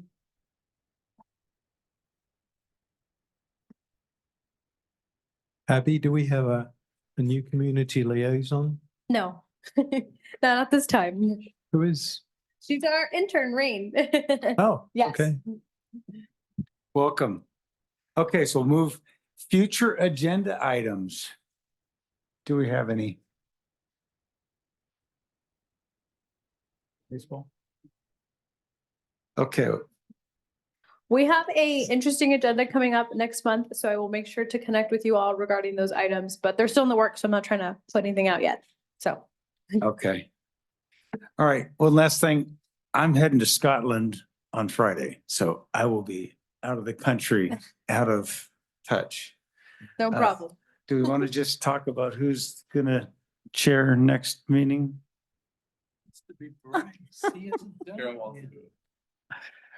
Carol, you want to chair the meeting? Okay, Right. Carol's gonna chair the meeting next. Okay, do I have a motion to adjourn? And a second. I'll second that, All right, all in favor? Hi. Wonderful meeting. Thank you, Ed. Thank you, guys.